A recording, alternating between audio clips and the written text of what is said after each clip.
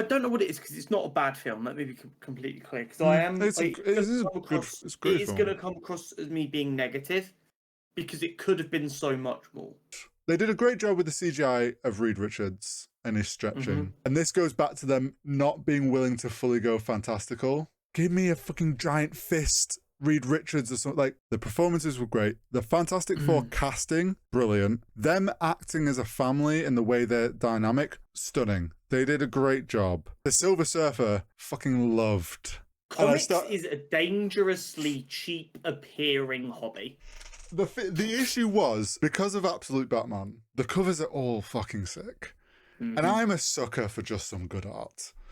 I started looking at the covers and I'm like, I might just get all of these. Just fuck it. Get up to date on the singles. So this is my current read list. Yeah, man. Look at that.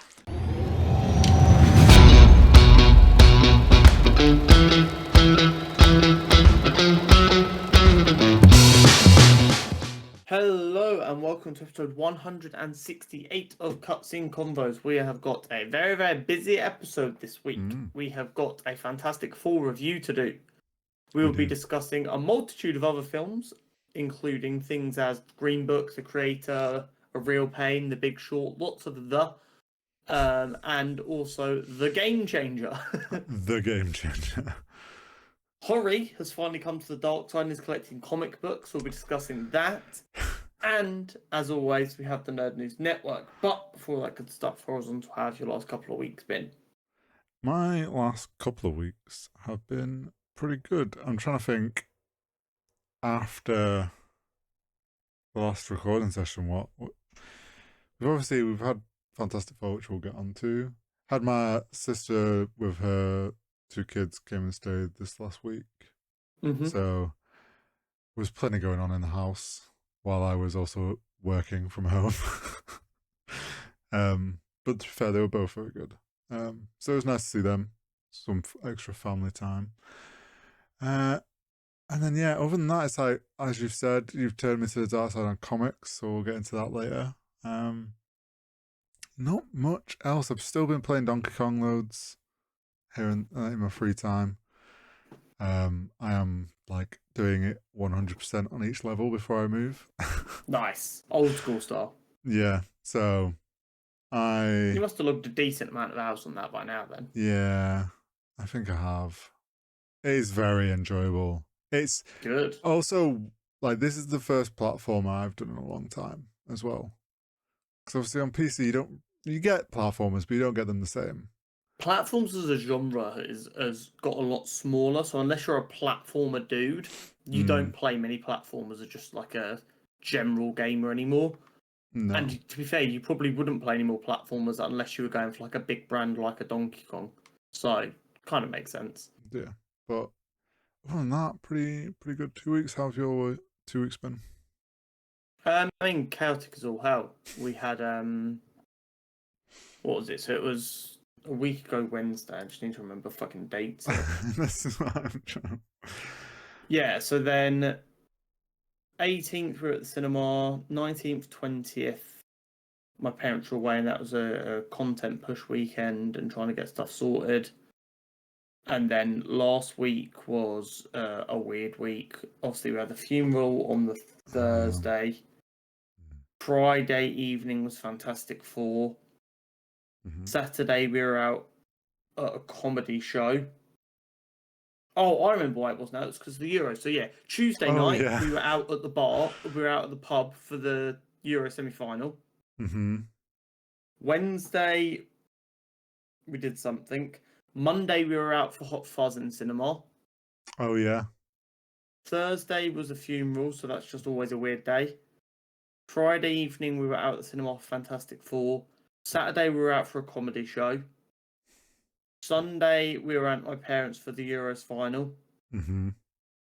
Monday, we were in London all day. And then yesterday, we were at home all day celebrating our anniversary, and that was back to work today.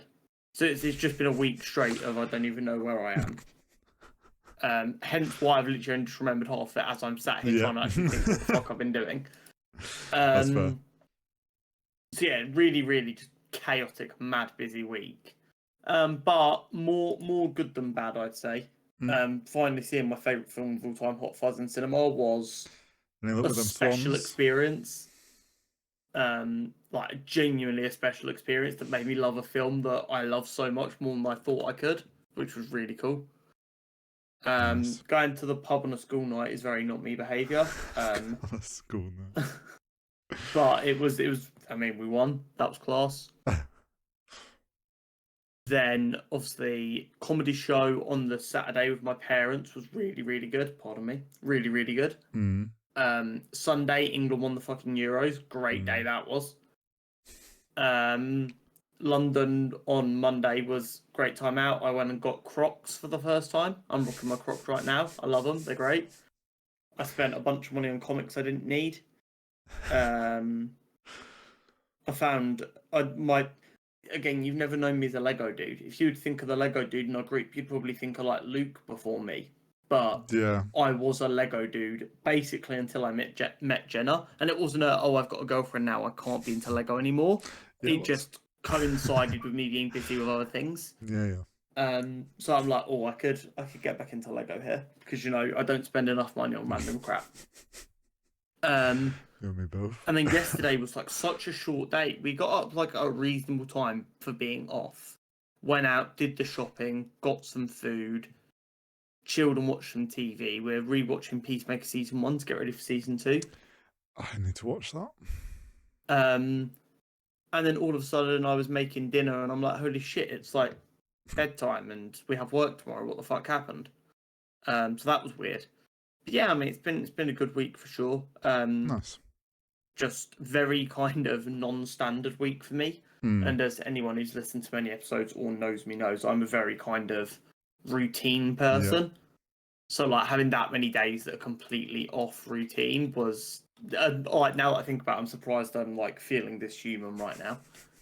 But yeah, awesome. Shall we get into Fantastic Four? Yes. The final big hitter of the summer that we were waiting for. Yeah, it's the last Marvel film we're going to get for like over a year nearly. That as well. Which back at the beginning of Marvel wouldn't have been a shock, but then we got so used to having like 2 a year that yeah, it'll be strange not having a Marvel film. See, I feel like you think I'm going to be really negative about this film. No. Okay. I am disappointed, but I am also aware that I'm disappointed because I had insanely high hopes. Yeah, I mean, we said it the other week on the run up to this. It's unfortunate, and this is like in the best way possible for just comic book fans. It's unfortunate for Fantastic Four that Superman was so fucking good. Because the chances of Marvel and the MCU hitting that level was going to be slim. It's just like DC nailed it with Superman, and with the current state of the MCU, it would be difficult to reach that with the Fantastic Four. So I think we were always going to be going in with a sort of this isn't going to be as good attitude a little bit. Yeah, I think the issue to me when I started to get a bit nervous was as we were getting close to the film, it just felt like they were showing more and more to the point where I wasn't really excited because it was like I feel like I've seen most of it, which is always a bad place to be for a film in your marketing cycle. Do you know what? I feel like, and maybe I'm just like, I don't know, the run up for Superman, I don't feel like the cast did a lot of like the usual circuit stuff. They did it as the film launched and after. I feel like Fantastic Four, there was already loads that they were already doing loads on the circuit of promoting it, and it was like I feel like I'm seeing them everywhere and clips of them everywhere, and I'm like, the film's not even out yet. it almost felt like it was a bit over promoted in a way. I think that's just traditional promotion, to be honest. I think you may have just saw more of it because you fall more into the target audience. Maybe. I have. I don't know what it is because it's not a bad film. Let me be completely clear. Because I am. It's a great It is film. going to come across as me being negative because it could have been so much more. Mm. The visual style of the film is phenomenal. It's exactly what I wanted. Yep. They nailed that retro futuristic vibe Yeah, really, they really really nicely. did. The performances from the actors are genuinely brilliant. Yep. Now, this is my first complaint, and this is such a weird complaint to have, but I think you'll get what I mean. Okay. The CGI is too good in places. And as a result of that, when the CGI falls to being average, it's really obvious and more noticeable than if it was just average for the entire film. I know what you mean. There was definitely, I'm with you. I think this visual style looked stunning. I loved this world and what they did with it, and that it wasn't the usual MCU vibe. It was something very different. But yeah, there was points where this is where I think a reason why Superman was just that above, because Superman, we know, had a year of post-production.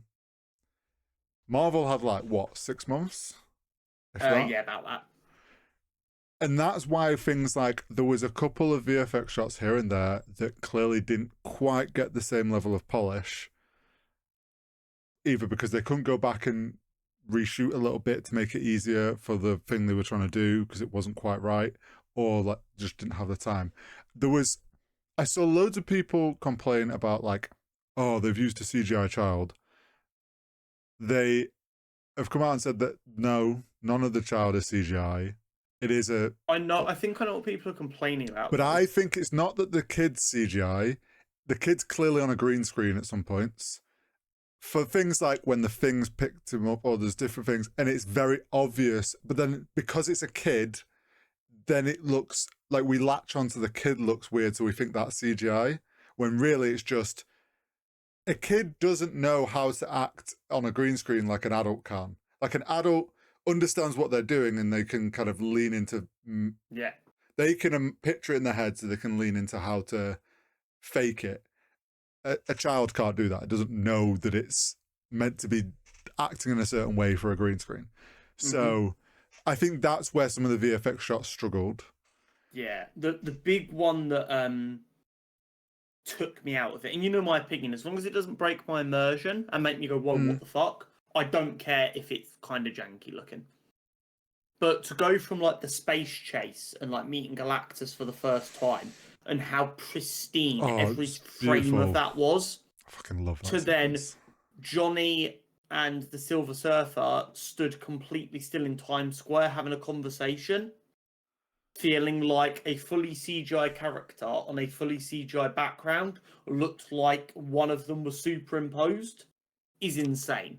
I don't know how, when she's in Times Square and the only one in the shot, she is CGI. Yeah, they will have based it off of the actress doing the modelling, but still, she's completely CGI in that shot. And the background is CGI.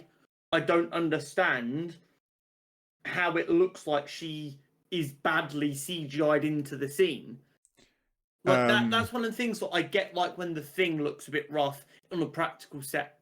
I'm like, okay, I get it. You've done your best there. But then I see that and I'm like, how? I know why that'll have been. So, yes, it's a CGI character on a CGI background. With CGI at that scale, everything is rendered in layers and then composited together.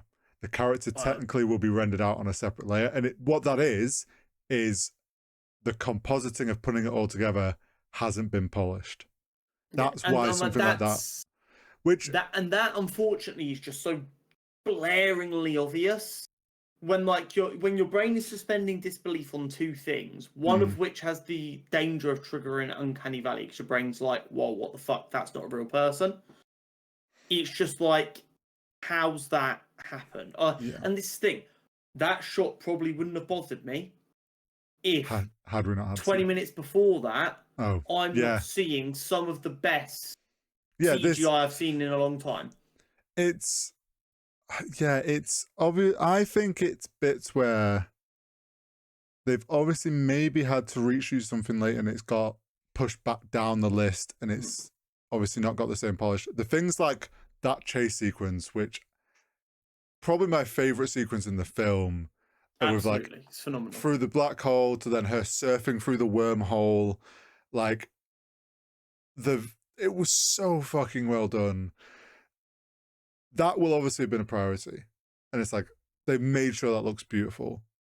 Thank God, because if it hadn't, I think that could have been terrible for the film. But yeah, it's unfortunate that like some little bits are noticeable, but and unfortunately that has become the Marvel way, and I think that is down to they only give themselves 6 months to do post production. Yeah. And they need to be, which maybe will improve going forward. I think it's a 2-tier thing. The first tier is what you've said there. It is absolutely the Marvel scale and speed of production. The other one is, and I'm going to say about James Gunn and the way he works, because Superman's just come out. They were shooting around a similar time. Yeah. It's a natural comparison, but also he's done Marvel films, and no one ever complained about any CGI in the Guardians films. No. And it's because he is well known within the industry for planning his shoots phenomenally well. He takes a more old school CGI approach, of he knows what's going to be CGI before he starts rolling a damn camera, and it's never a case of we'll fix it in post. No. It's a case of we know this is what's going to be done in post. We know what we need to do to make that as easy as possible, so we're going to do that. Yeah. And he does very limited reshoots, which means you don't have footage getting added very late on that needs a whole butt ton of CGI. Yeah, and then once you like compound them two things together, you get a very big difference in the noticeability of CGI. Yeah, which I do think is just a Marvel like exec production level issue. Absolutely, it's something that can be solved if they just allow people a bit more time and they require directors to be a bit more clear cut on their shot list. I will like the suits and all the practical costuming all looked great. Everything practical is amazing. Yeah, they have definitely, and like this isn't to like just shit on like everything other than a few VFX shots. This is definitely a much better step than some of the Marvel films we've had over the last like 5 years, because they have gone back to more practical, and kudos to them for that. The good news about the reception of this film being overwhelmingly better than my opinion of it is I do think Marvel is going to learn the right lessons from this film. I agree. And hopefully they can go, right, this is clearly why we did better here, but we weren't quite perfect in these areas, let's make them better, instead of just going, see, they're happy now, crack on as you were. I hope they learn the right lessons. But I do also have some issues with the plot. Well, I don't know if plot's the right word. You let me know if you think it's a plot problem. Okay. The overall plot of the film is genuinely really good. They took something out of the trailers, which I was very excited for, which was the line in the trailers of Reed going, I stretched the bounds of the known universe and they heard. That got taken out of the film. He doesn't say that at any point in the fucking film. And I was excited for that because I was like, oh, why does Reed think he's accidentally summoned Galactus? Or, like, it's teased that Charlotte Bull, the Silver Surfer, she is the one that chooses the planets for Galactus. Yeah. Why did she choose Earth? Like, that felt like it was set up. Yeah, there was no answer to that. And do you know what? I bet there was something in there originally with him first playing around with the little teleporting the egg and figuring that out. And he thinks whatever he did with that caused it, and they've just cut it. I think the editing booth is mainly what hurt this film. And my real gripe about this film, like my only real like big issue, is this is a comparison I hate to make because it just summons the worst people in the world. Do you remember when I watched Zack Snyder's cut of the Justice League?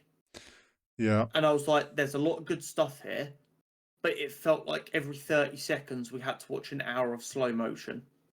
Because he just loves slow motion. What was this film's fucking obsession with montages? I felt like I was watching YouTube in 2006 at times. It's like, the Fantastic Four, here's an old-timey montage of who they are. And then we get a little bit. And then it's like, here's a montage of them being heroes. And then there's a bit of story. And then, oh, Galactus is coming. We need to try and work on solutions. Here's a montage of them doing stuff. And it's just like, cool. You are sub 2 hours. Give yourselves 20 more minutes of runtime. And don't give me a third fucking montage. Do you know what I think that is an issue stemmed from? This is quite clearly an Earth that has been going on for a long time or whatever. We know the Fantastic Four have been around for years. This is Marvel trying to be like, shit, we need to show them that the Fantastic Four have been here for a while. They've been doing all this hero stuff. Like, how do we keep showing that? And they just did it with a montage. The flip side, unfortunately, of that is with Superman, we've just experienced being thrown straight into a universe, and they didn't do any of that because they didn't need to. Like, you could have very easily, a lot of the montage stuff, like, I get the first one, kind of the way they set it up as it's the show, and it's like explaining they went into space. That one was absolutely, because it had a purpose, it was done stylistically, it made sense. The one where it's like trying to show them as heroes and all the different people that they defeated, I'm like, you don't need to show us that when the only character out of all of that montage that really mattered was learning that Mole Man existed. You could have him appear later and just be like, oh, have a little quick cut to they apprehended him and stopped him. Okay, now back to like, to be like, oh, this is who Mole Man was. He appeared whatever time ago.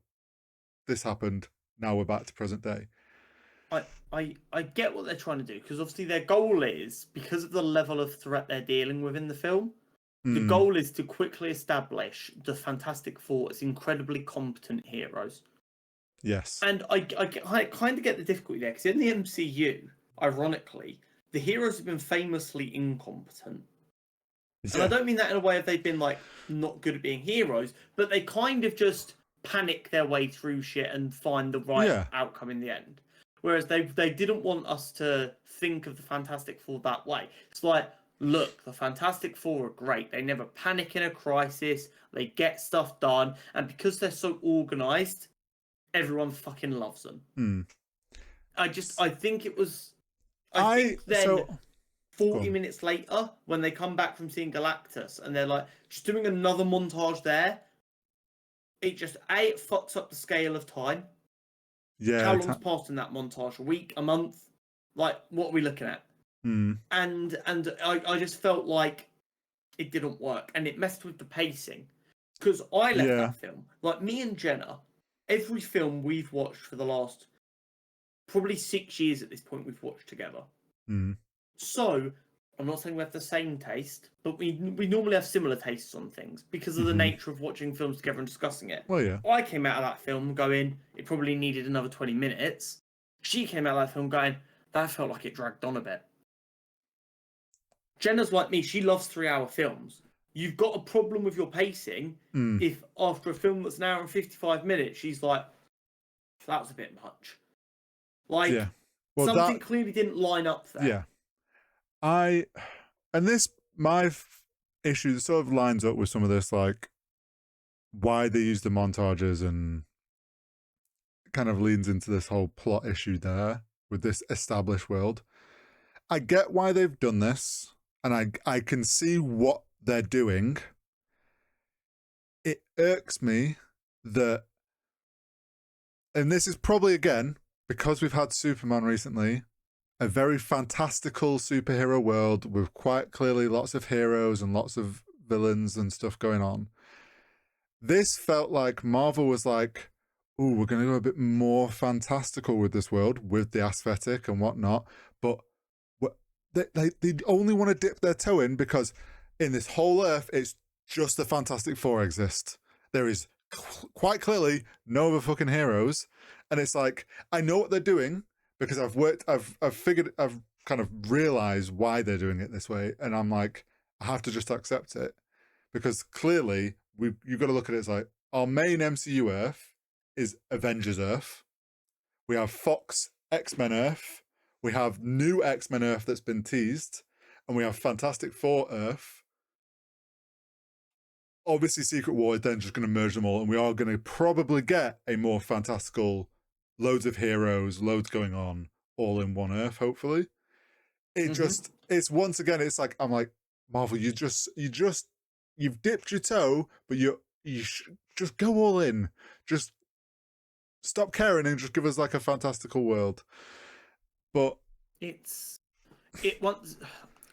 I'm not comparing the quality of the film here. mm, I felt similarly to how I felt leaving The Flash, where I was like, there's definitely something there, but you've fumbled the execution a bit. With The Flash, I was like, there's something there, but you've just fucked the execution in every way imaginable. With this, I'm like, you have made probably 3 decisions that has really negatively impacted the outcome of this film. yeah. And it always sucks when, as a viewer, you're so keenly aware that it's that easy to probably... and not like, easy, but you know what I mean. I would say, like, don't get me wrong, some of my issues, like, they are more nitpicky in the grand scheme of things. Like, overall, we've said it already, but, like, the performances were great. The Fantastic Four casting, brilliant. Them acting as a family and the way they're dynamic, stunning. They did a great job.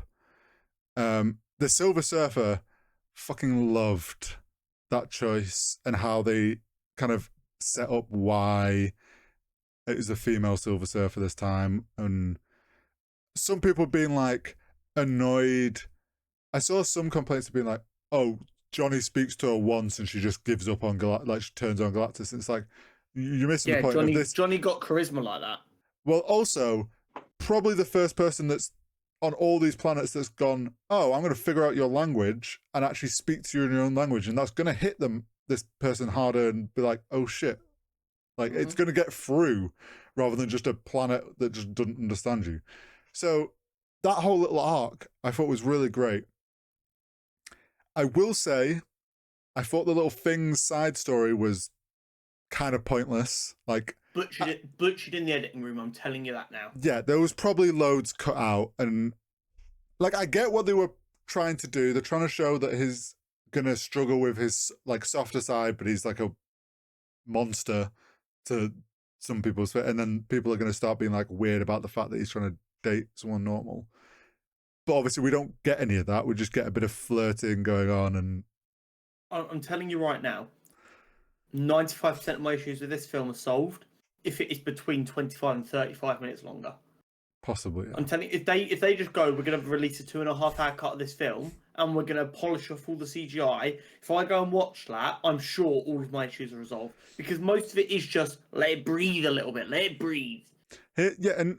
Or here's my thing, right?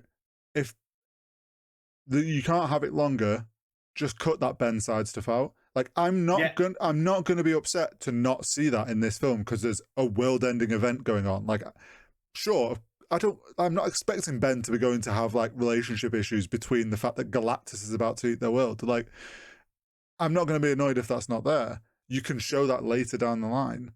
So stuff like that where they've kind of tried to keep it in but cut out stuff, clearly, it's like, you should have just cut it all. And I think that would have helped with pacing and with some of the story stuff, because it's like those are the moments that kind of pull you out of the pacing of the story, and you're like, okay. Yeah. I am intrigued to see how you feel about how Galactus was portrayed, strength and power wise. So the way I kind of view Galactus isn't as a bad guy. He's not evil. He is a force of nature. Yeah. Yeah. So yeah, you're upset if the tree knocks over, if the wind knocks over a tree and destroys your car. That's gonna piss you off. but you're not angry at anyone specifically because the wind blows, tree falls. It's no one's fault. Yeah. That's kind of how I view Galactus. He eats things that size. Eventually, he's going to eat something you care about. Yeah. It doesn't make him inherently evil. No. I think they maybe made it come across a bit more evil. I didn't necessarily disagree with that, but it's difficult not to come across evil when you go, give me your child, it will solve my issues. Well, yeah, I think I'm fine with it being a bit more evil because it involved Franklin, and that was like, we know how powerful Franklin is. The general person doesn't necessarily, but we can understand why he'd then be like a bit obsessive about this idea of having this child to eat. Yeah. I don't know. I actually really liked that Sue was able to fucking push him around, and basically people being like, oh, how the fuck did she push Galactus around? Let's be real, it fucking killed her. Like, she expelled more than she clearly was capable of doing, and it killed her. Sue is absolutely that fucking powerful. Oh yeah, and she's tapping into like a mother's like super strength thing because her child is being stolen by a giant being. The only thing I feel like, yes, the thing like smashed the building to make him then fall back a bit more. I just wish we'd seen a bit more of them being like, actually, team up vibe towards like the final moments of it, rather than it, because it just felt like there was a very long bit of it's like constantly just her taking a step and pushing to no. Which also brings me on to, I loved, they did a great job with the CGI of Reed Richards and his stretching. And this goes back to them not being willing to fully go fantastical. Give me a fucking giant fist, Reed Richards or something. Like, give me his wackier stretching things rather than him just getting plucked and then stretched where I thought Galactus was then just going to ping him around the earth. I do agree with that. I saw some people getting angry that like him being stretched hurt him. That's the logic there is, I believe, and I believe there's room for this in the comics as well, is he has to be really conscious about what he's doing. It's not like a Stretch Armstrong where you can pull it and it passively allows that to happen. He exerts himself to stretch. So Galactus just pulling Reed against his will will hurt.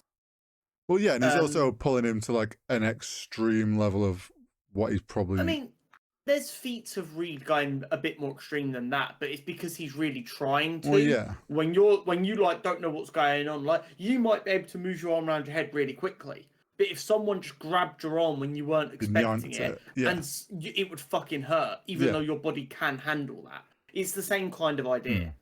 But yeah, I enjoyed when he fucking flung the thing into space and Johnny went and saved him. I thought that was quite cool. Yeah. And then I'm so glad they did say the line. I'm so glad.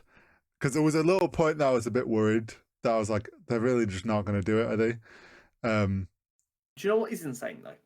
Go on. We didn't get a single flame on. No, we didn't.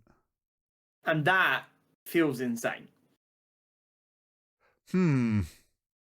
Like, now you've pointed that out, I'm kind of disappointed in that. Yeah. I feel like they focus too much on, we've had flame on loads of times in the past, like, let's make sure the thing says his thing this time. I enjoyed how they did the beard situation, because we'd obviously talked about that. I like that they just were doing it off, like, he does it every day, and we have to save power, so he's got to grow a beard out. Kind of fun. Overall, the film had a lot to be happy about.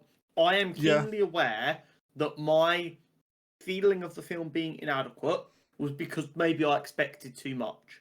But I'm not going to apologise for feeling like they were promising me the moon and the stars, and then I just got a little lunar rock. And like, there's just some slight things with the plot, but then like hidden in there are some great moments, like Reed talking to Franklin and being like, I hope you're not like me.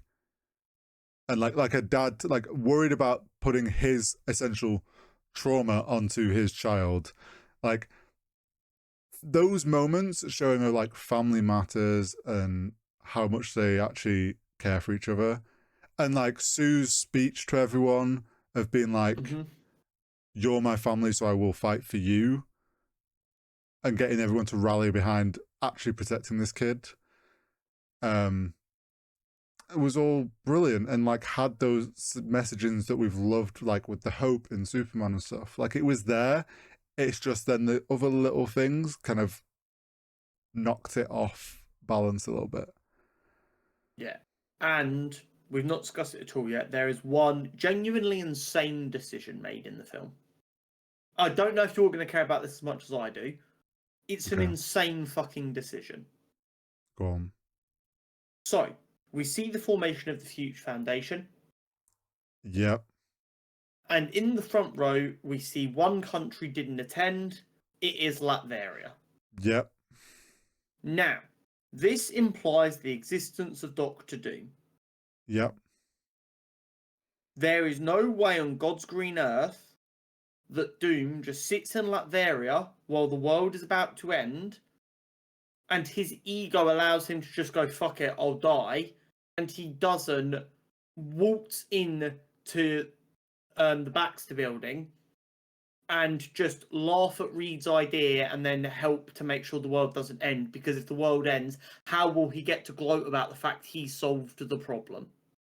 Yeah. It's insane to go, yeah, Latveria exists here, Doom exists, and So, then not pay that off in any way, because we know the Doom at the end of Fantastic Four is RDJ's Doom. mm-hmm. So we know RDJ's Doom is in this world, essentially. Oh, we presume. So there's two ways to look at it. Either RDJ's Doom is a multiverse hopping Doom that is searching for something. Yep. In which case he isn't this universe's Doom. Or he is this universe's Doom. If that's the case, why didn't he turn? Clearly he has the ability to just waltz into the Baxter building. I think it's just one of them ones where they clearly wanted to go, Doom exists, but he's not a character in this film. It's just annoying. So this brings us on to the credit scene that we haven't talked about yet. And so, you know, from when this was announced that RDJ was going to be Doom, I was on the more, I'm okay with this. Let's see what they do. There's a way it can work. Now, I'm still in the party of, I think there's a way they'll make RDJ, the reason it's like RDJ and Tony Stark's face or whatnot, I think they'll come up with a way Eternal optimist. They'll come up with some way to make that plausible enough. My bigger worry, and it comes part and part with them teasing that Doom exists in this world and then like not giving it us till the end, but then we find out that's RDJ Doom.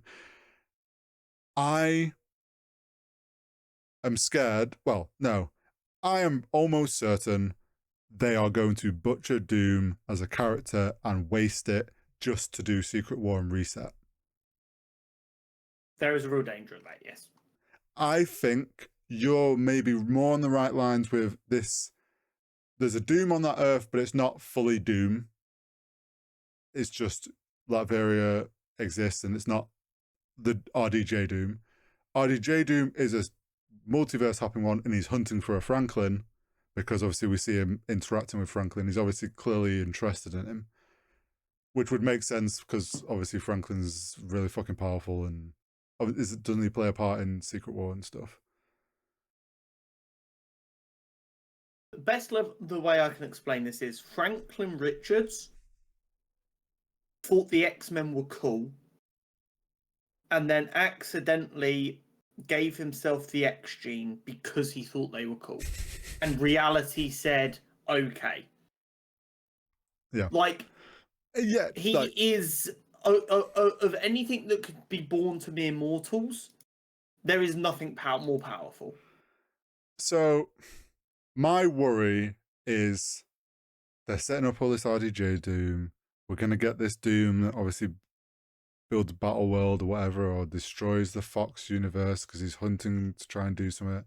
And it's all just going to lead up to Secret War. Doom's defeated, timelines merge, Doom's then thrown away.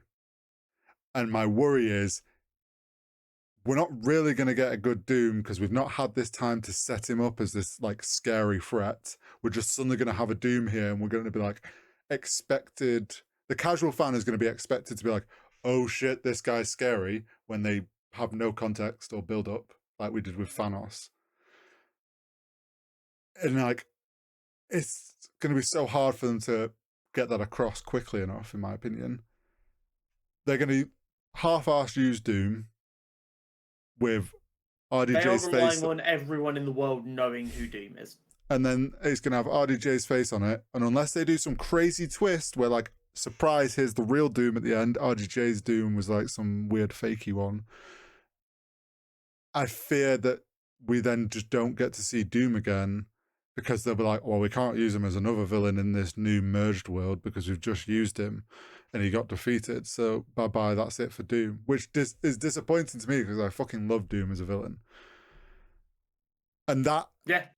after this film and that tease, and I'm just like, it's got me more worried now. And I think then with like Kevin, the things we'll talk about later in the news and stuff with what Kevin Feige's said since the film's out and confirmed things and whatnot, like, yeah, I'm just, unfortunately, I think they screwed themselves with changing direction. And they need the soft reboot. We've said it for ages. We've known it's coming. People are freaking out for no reason about it. We can get onto that later. But yeah, it's just that final credit scene has me concerned of how well Doom's actually going to be used. It's a genuine concern because, you know, my biggest gripe with superhero media for a long time has been that films are kind of allergic to a villain recurring. Yes. They have to like be willing to die for their plan, and then when they inevitably lose, they do die, and then cool, that's one less villain to use. And there are not enough villains that people give a fuck about within the zeitgeist to get away with doing that constantly. And the one villain who didn't die became a hero, Loki. Yeah. And again, I don't have an issue with that as long as he's not the only recurring villain. I'm going to remain hopeful. I think our best opportunity is, unfortunately, a not great version of Doctor Doom from RDJ that is a multiverse hopping Doom that's in search of power. He gets beaten. This causes the worlds to merge, and then the Doom that exists on the current Fantastic Four Earth is part of that merge. And that you make could be... you make it that he lost his wife or he lost his children or something, and he blames Reed for it. My concern is if there's no relationship between Doom and Reed already, the Fantastic Four, by the time of that cutscene, have existed for 9 years, 10 years. Yeah, I can't remember what it is they're saying there. So. I know it's like a meme on the internet, but the Fantastic Four have existed for 10 years and they've not fought Doctor Doom yet. The fuck are we doing? Yeah, if we know Latveria's existed for 5 to 7 years. This is the thing. In that scene, if Frank, like, I don't know, they could spin it and it be like, the Doom that is on their Earth, they've yet to, like, he is yet to be fully Doom, and he's yet to have that, like, fallout of relationship with Reed. And maybe he's known by the Fantastic Four, but there's just, like, and maybe Franklin's like, oh, Uncle Doom. And then it's RDJ, and he's like, they're like, wait, you're not our Doom. What the fuck are you? Maybe they try to play it that way. But yeah, I do think there's this issue of, if you don't, this thing, if you don't have Reed and Doom having a relationship already, the only other option is to like have Tony Stark and Doom to have some sort of relationship. And it's like, which is also just weird. Well, yeah, if it's RDJ. I do think that the only hope, and now you've mentioned it, and we've talked about this idea of maybe there's a world hopping one and there's another one that exists. maybe that when the worlds merge, like Latvia's shown again, and it's like there is a victor in charge, and it's like Doom, essentially Doom will return. Yeah. And maybe that is the hope. And then we get a genuinely decent logical casting for Doom that can and rival one that's Fantastic like Four for 20 years. Yeah. one that shows us with all the heroes struggling to stop him or something and having to just give up and walk away because he's like, get the fuck out of Latveria or something. My other hope, which I'm not sure if you can write in a way that makes sense, but could kind of fuck, and it's very comic booky. Go on. RDJ's Doom isn't actually Doom; it's a Doom bot. Oh, and he's just used So the joke. A face. So the joke is every time Doom gets beaten, it's never actually Doom; it's a Doom bot, and that's the only way a person could possibly beat Doom because it's a Doom bot. I love the idea of Doom hopping the multiverse, working out what universe is the biggest threat to him, and then stealing the face of their biggest hero and putting it on a Doom bot to fuck with them. Yeah, I mean, this is the thing. They don't cast RDJ to hide that face behind a mask, unfortunately. No, like, they know exactly what they're fucking doing when they hire RDJ, so there's got to be some logic. Well, let's be honest. This is all going to play into one scene, and I can see it now. Tom Holland's Spider-Man is going to punch Doom. He's going to go down, and as he turns back up as he goes in for another punch, the mask's going to come off, and he's going to stop and be like, Mr. Stark? And they're just going to play on that, and then, I don't know, he gets absolutely booted to the next moon by Doom. Like, that's all they're going to play into is some psychological battling. I do think, like, I said it, I think, back with the RDJ thing as a bit of a meme, is like, they end Secret War with, like, whatever the Doom is, he escapes, but then there's a clip at the end that obviously none of the heroes know, they just think he's escaped, and like we get a god Doom comes in and go, you're not fucking Doom, and just rips out RDJ Doom's spine or something. You know, like the Thanos comic panel, but do it with actual Doom versus RDJ Doom. I think that could be a really cool way to be like, oh, there's a proper Doom around. But they're just paying RDJ so much money, I doubt they're going to bin him off with a dumb joke like a Doombot or something like that. Do you know what I mean? That's the problem. This is the tough thing. We don't know, like, what's the plan after Secret War. But, yeah. I get also some people being annoyed that the second credit was the Mimi credit. Like, just flip them around. I get that, like... No, I'm sick of people complaining about funny post-credit scenes. Well, no, I'm fine with the funny one. I'm like, I can understand people being like, give us that one first. I get that because they're like, oh, I waited all this extra time for like a meme. See, I have a counterpoint. A lot of people only ever expect one and only wait for one. True. So they give you the important one. True. If you think there's going to be two that are that important, you don't get to be angry because when has there ever been two that are that important? True. Oh, no, yeah. I'm like, if you've chosen to wait that long, like, what are you expecting? Like, the credits are there for the hardcore fans, and they're never that, like, crazy revelations since, like, phase one. I will say, people need to grow the fuck up, though, because in my screening, we saw the first one, yeah, cool. The second one ends, and it's a fucking awesome cartoon-style intro for their in-universe show. Someone goes, I waited all that time for fucking that. My brother in Christ. I have a podcast with 168 episodes where I talk about this shit. You are taking it too seriously. Go touch some grass. But overall, I did really enjoy Fantastic Four. It is... Yes, there was so much good about it. Yeah. Considering the last two MCU films have been Thunderbolts and that, I'm like, holy shit, okay, the MCU is going in the right direction. It's a shame that it's taken this long and it's to lead up to the soft reboot, but hopefully... that means post-soft reboot, we're in the right place creatively to know what the fuck they're doing. I'm hoping that my complaints about them only dipping a toe in Fantastical is me hoping that they're stuck in this in-between of we've still got to make it fit like MCU style, but we're trying to push the boat out a bit. That post-reboot, they can go all in.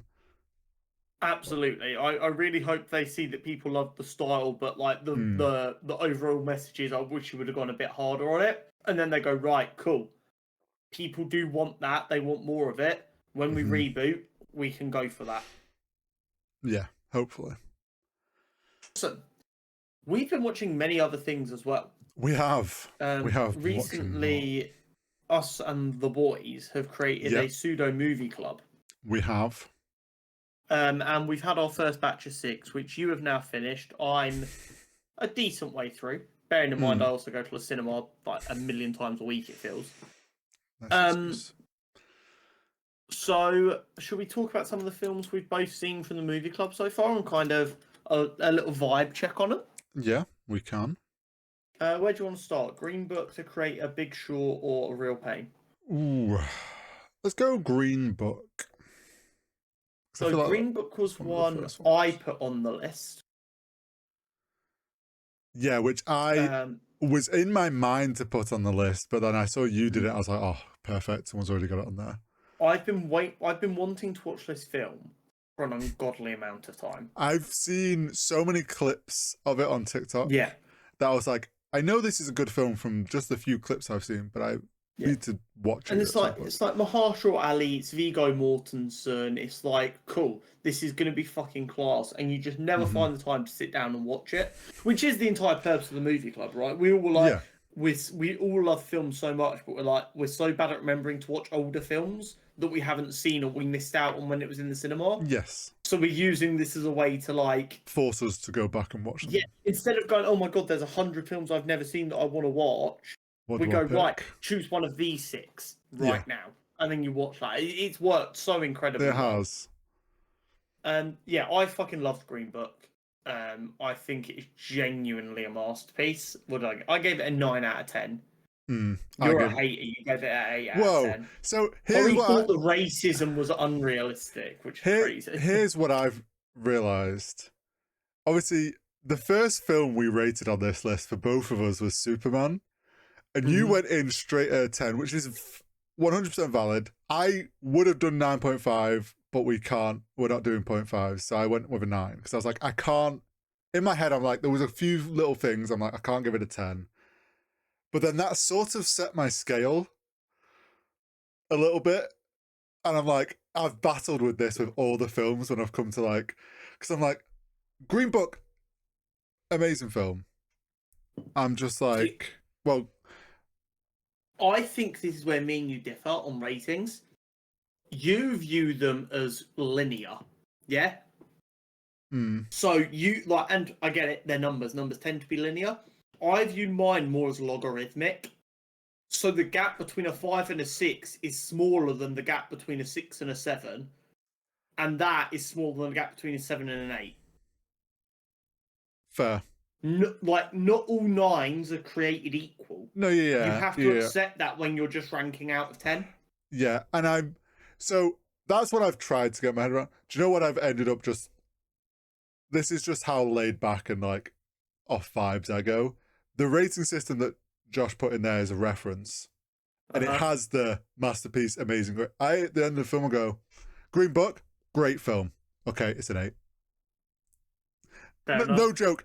Because maybe we'll talk about Eyes Wide Shut, but I've watched Eyes Wide Shut and I was like, this was a bit meh. There we go. There's my score. And that's just like, to stop me getting like in my own head about it. So it's like, Superman's amazing. Green Book was great. But I didn't finish Green Book going, holy shit, that was an amazing film. Like, it's a great film. No, I get that. That's completely fair. I think Green Book is, ironically, to go fuck with your scale, I think it's basically a masterpiece. Oh shit! It's really well. The acting in it is phenomenal. The character development. Seeing Viggo Mortensen's character go from throwing out glasses used by black workers in his flat to giving a black man a big old hug and like basically forcing him in for Christmas dinner and proudly introducing him to his family was so nice.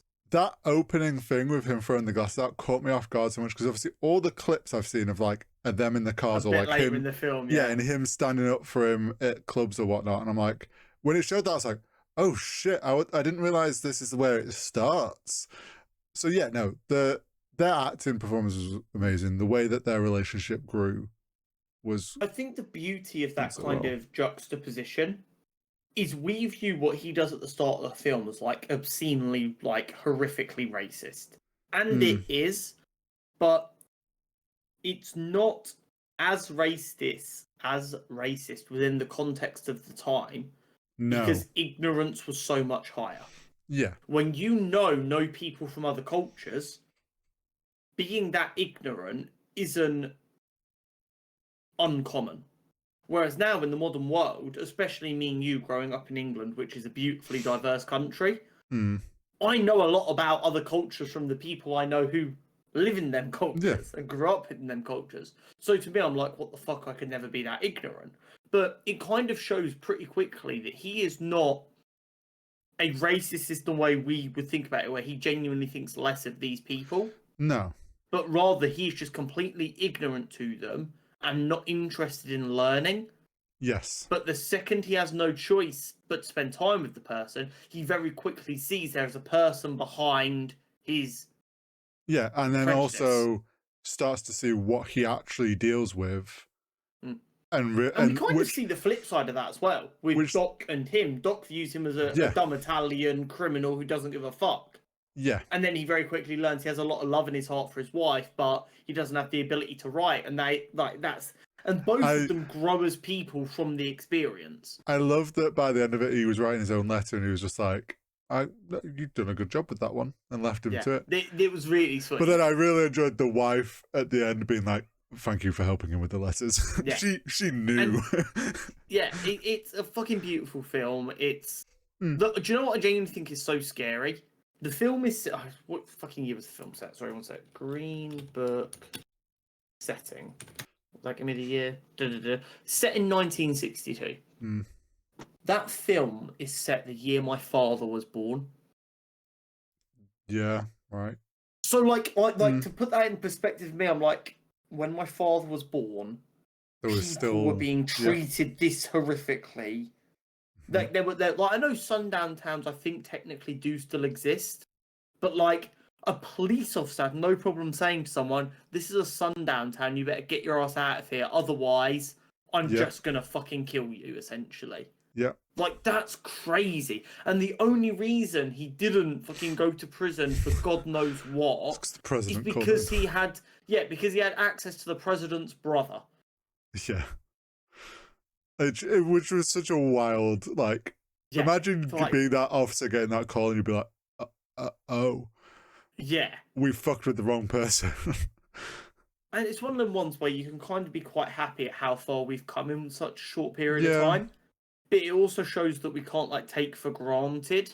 No, there's still plenty that can be done in the world. That was. Yeah. Like, if we can progress that quickly, we can regress twice as fast. Mm-hmm. So we need to be careful. Loved the film. It was everything I expected it to be and a bit more. What do you want to go next? Creator? Sure. So this is one you'd seen before and one that I had seen trailers for and I was like, oh, I have to go see that, and just never did. I fucking love this film. And I know it has issues. And this is where, and we've talked about it when it's like we've talked about Avatar. Being a creative person and having a love for like VFX and all that stuff, like from a creative's like understanding of it, films like this just, they scratch a nice spot in my brain. And it's like, I can 100%. Overlook some of the weird plot points to be like, no, they fucking nailed the VFX in this sci-fi world. That like, the plot for the most part and the world for the most part makes sense. I'm not going to be overly nitpicky, because I also know that the writer and director, he is like a VFX guy. So I'm like, he isn't gonna be the greatest writer ever. Let's be real. So I really enjoy it, and I like visually it's stunning. It is a good film. I'm just going to read what I've written as my comments here, because I think I was really succinct and on it with my comments for this one. Yeah. A visually stunning and interesting piece. It struggles late in the first act and early in the second act, but the third act is very tight. I think it's very well put together. Has a similar vibe to me to District 9. I like what it's trying to say, and how it looked while saying it is brilliant. but I think it struggled with what it wanted to be a little bit. It didn't know if it wanted to be a criticism of the American industrialization of the military. It didn't know if it wanted to be a criticism on racism and culture. It didn't know if it wanted to comment about the future of AI and stuff. Mm-hmm. And the messaging got a bit mixed in there. And I think if it would have just gone, right, this film is going to be a piece about the American military, and they went full down that way, fine. If it wanted to be a piece about racism, and they just, instead of making it about races, it made it about humans versus AI, that would have been fine. If it wanted to make it a think piece about the future of AI and what does that look like and how do we feel about it, it should have gone that way. But it kind of got stuck in, like the triangle, and it's like you can only like slide so far along. Yeah. It was like it kind of kept getting stuck in the middle. And that was a bit of an issue. And I also think this hasn't aged particularly well, because since it came out not quite 2 years ago, sentiment towards AI has like everyone has an opinion on AI now. 2.5 years ago, very few people even fucking thought about it. So to then paint AI as like this sympathetic figure that was lambasted for one bad actor, it's kind of like, yeah, well, AI is literally ruining our planet right now. It was interesting rewatching it, because also, like, AI as we know it at the current day is nothing like what they're showing in the film, but it's like you can see how people would very quickly side the American way. Mm-hmm. But yeah, no, I agree. I know why. I can see why it ended up in that weird, like, in between. It's so easy to do. I would do the same thing. I'd be so angry at everyone. I'd be like, and fuck you, and fuck you, and fuck you. And they've obviously had this beautiful vision for what this world looked like that they wanted to build, and the fact that it was going to be like AIs and there's simulants and there's all this, and it's like, okay, we're going to build this world, and the Americans are anti-AI, and then it's like, how do we start showing all those things? So then you're touching on all these story points because they just want to show the world. So overall, I was. It wasn't as good as I first expected it to be when I saw the trailer for it 2 and a bit years ago. Yeah. But it is a good film that has some really interesting ideas. Mm-hmm. I would love the creative team of this to be snatched up by a generational writer to do another story in this kind of setting, because then we could have some real fun. Yeah. I think the designers and the concept artists and everyone who put together what this world looks like have done some of the best work we've seen in sci-fi in a long time. Yeah, and I've seen online, like, a lot of the sentiment is this sci-fi visually and as a world, one of the most interesting we've had in ages. I think part and parcel of that is, I know this was done on a fairly low budget, and to get CGI surprisingly low for how good it is. I also know from like just a CGI tech point of view, they figured out how to just do the like back of the head VFX without needing tracking points and stuff. Oh, okay. Which meant they could just, like, they went to Vietnam and stuff and were just filming, and what that meant they could do is, in the edit, they could then pick out, okay, that person's not going to be like too in your face, let's make them an AI, let's make that what, like, they could pick the ones that in the scene that they'd shot, the random extras and people in the street, like, because they just filmed some like real life street shots and stuff, and they just picked out in the editing room, okay, that one's not going to be too in your face and too distracting, let's make them an AI. And it allowed them to, like, I think that's what helps sell this like really interesting world. But yeah, like you say, it just needs a really strong script, like screenwriter. And put it another way, Garth Edwards, who wrote and directed this, directed another film. He's directed more than one other film. Another film he directed but he did not write was Rogue One. There we go. And that tells you all you need to know. Visually stunning. And because it didn't have him right, like, Garth, you're a brilliant director. The vision you get and the way you put things together is genuinely beautiful. You just need to find your writing partner who's going to give you them tasty scripts. A Big Short, the Big Short. Josh's like top 10 or whatever it is. Top Yeah, 5. one of Josh's favourite films of all time. I've wanted to watch this film for a while. Same. A big part of not watching it has been I know it's going to piss me off. For those not aware, Fair. it's about the 2008 financial collapse, Mhm. which I have memories of. Fortunately, my parents weren't affected by it, so Same. I remember the time, but I don't remember it massively impacting my life as a 9-year-old. Obviously, Hori being 36 and divorced twice at the time, he felt it a bit more. Yeah, I'm gutted that I didn't see the early signs, so I could have made bank. But I've just never been more in like I've always kind of understood what happened. And but I will say the film did confirm that what I thought had happened did kind of happen. I Yep. just didn't realise like how many times people doubled down and made it worse.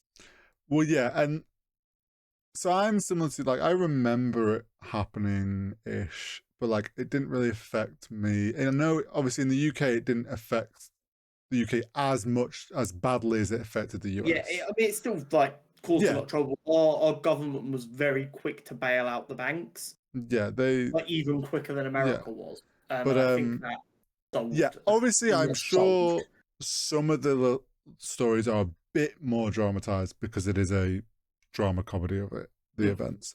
But we know like a lot of it probably is pretty true. Yeah. But yeah, like the fact that I'd seen the clip where they're talking to the young ones in Florida or whatever, Miami, and they're like, are they just confessing? Are they dumb? And he's like, no, they're bragging because they're young and dumb and they think this is great. I'm making loads of money and I don't like have to give a shit. Like they're just bragging about the fact that they're getting away with it. That is fully believable that shit was going on. And then like Absolutely.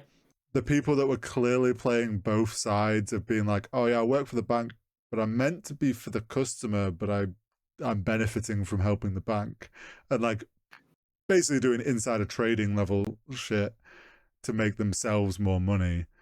And there's the whole system being corrupt. It was funny because I'd watched this before you got around to watching it, and I watched it. And I was like, "Oh, Connor's going to be so burned down the capitalists after this."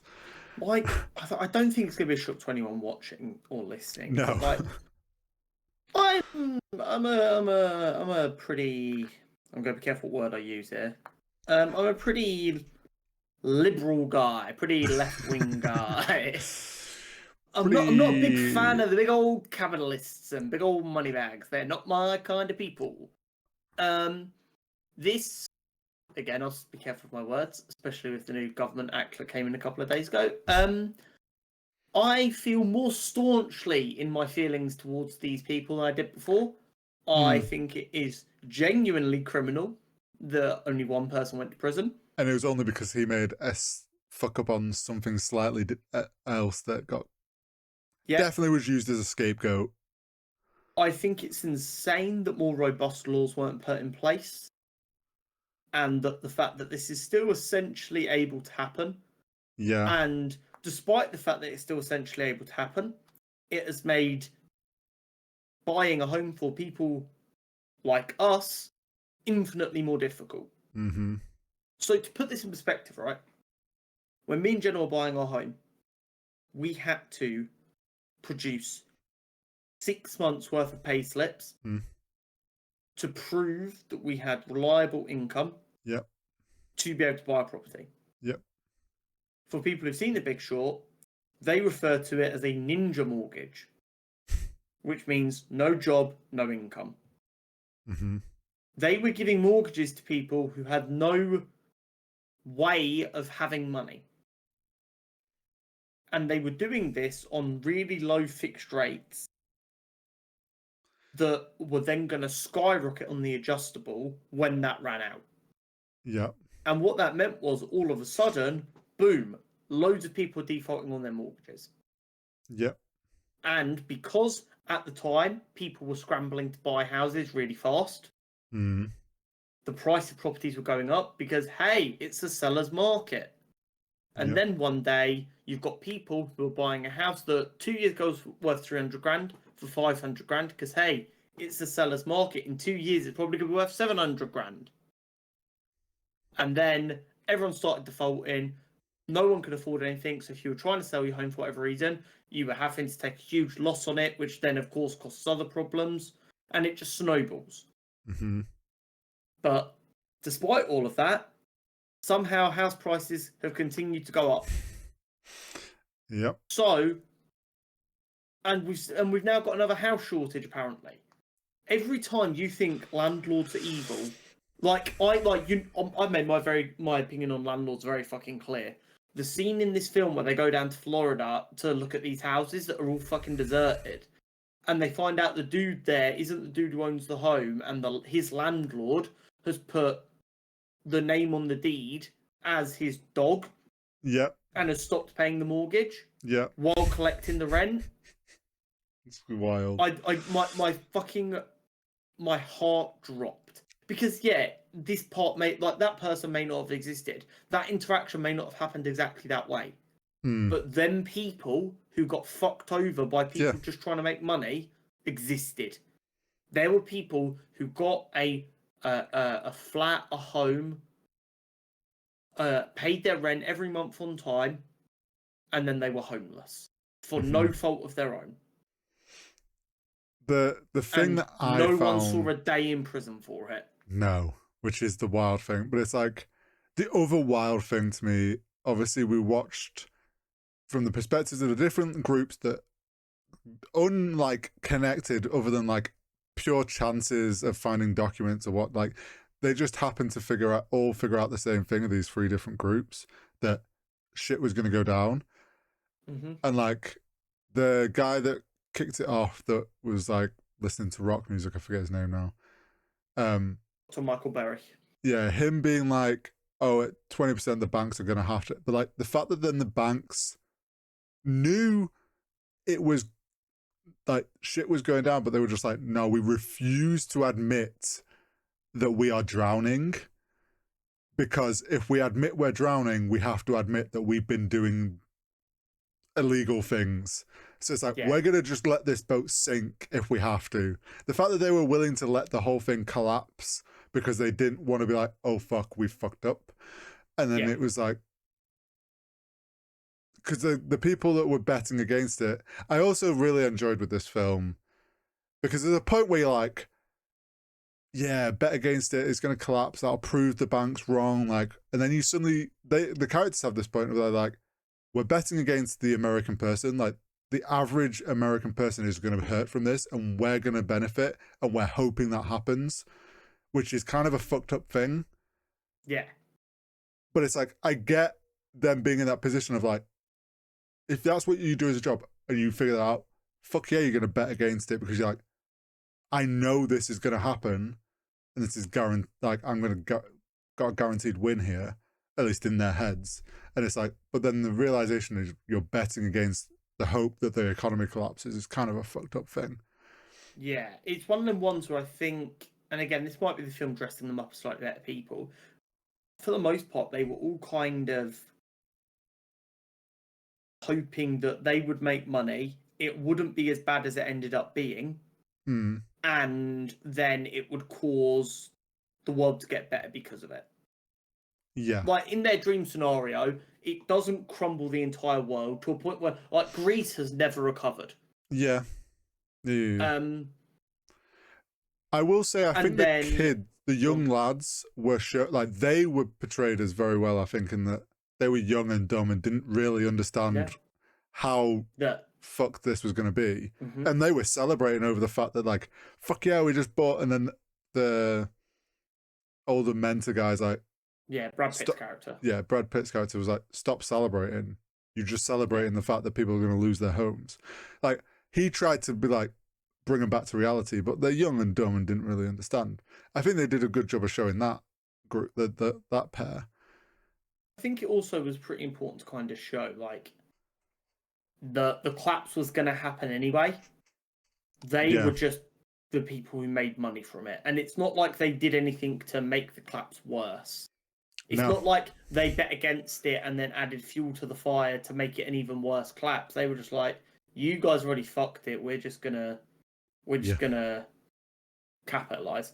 It's a fucked system. The fact that it happened is disgraceful. The fact that it's probably gonna happen again in one way or another is disturbing on a whole other level. But it was a very interesting film. And it was, I think they did a good job of making it into an enjoyable sort of like bit more of a dramatization. And the little like cutaway, like break the fourth wall things I really enjoyed. Like that way of using doing the famous stuff. celebrities to like explain the more complicated Margot parts Robbie was in a great. bathtub explaining banking. Yeah, man. Yeah, and like Bourdain with like the using the fish as an example. I'm like, yeah, cool. I see how that makes sense. I'm good. Crack on. They were really well put together. Yeah, it was a really well put together film. And then finally, we've got A Real Pain. Yeah. A film that came out in January this year. It won Kieran Culkin his Oscar for Best Supporting Actor. Written and directed by Jesse Eisenberg, who also co-starred in it. About two cousins who travel to Poland to kind of see their family's ancestral home after their grand passed. Yep. I'm going to say this as a compliment, even though this phrase is never used as a compliment. Okay. It's an Oscar bait film. I can see what you mean. Like, you watch it and you're like, this film was made to win awards. Yeah. But I don't think it was made with winning awards in mind. It's just the way it came together. Yeah. You're like, there's no way you can watch this film. I only gave it a 7 out of 10. But I do genuinely believe writing, directing, and acting awards, it deserved all the nominations it got because, wow, it is all really well put together. But I don't find it sad enough or troubling enough because it's about a person's individual struggle to be like, it makes me angry, but in a good way because, like the Green Book made me angry because of the racism. Yeah. And The Big Short made me angry because of fucking capitalists. But it was done in such a good way. Like, I'm like, fuck yeah. Like, I feel that pain. I understand. I feel like I'm getting something.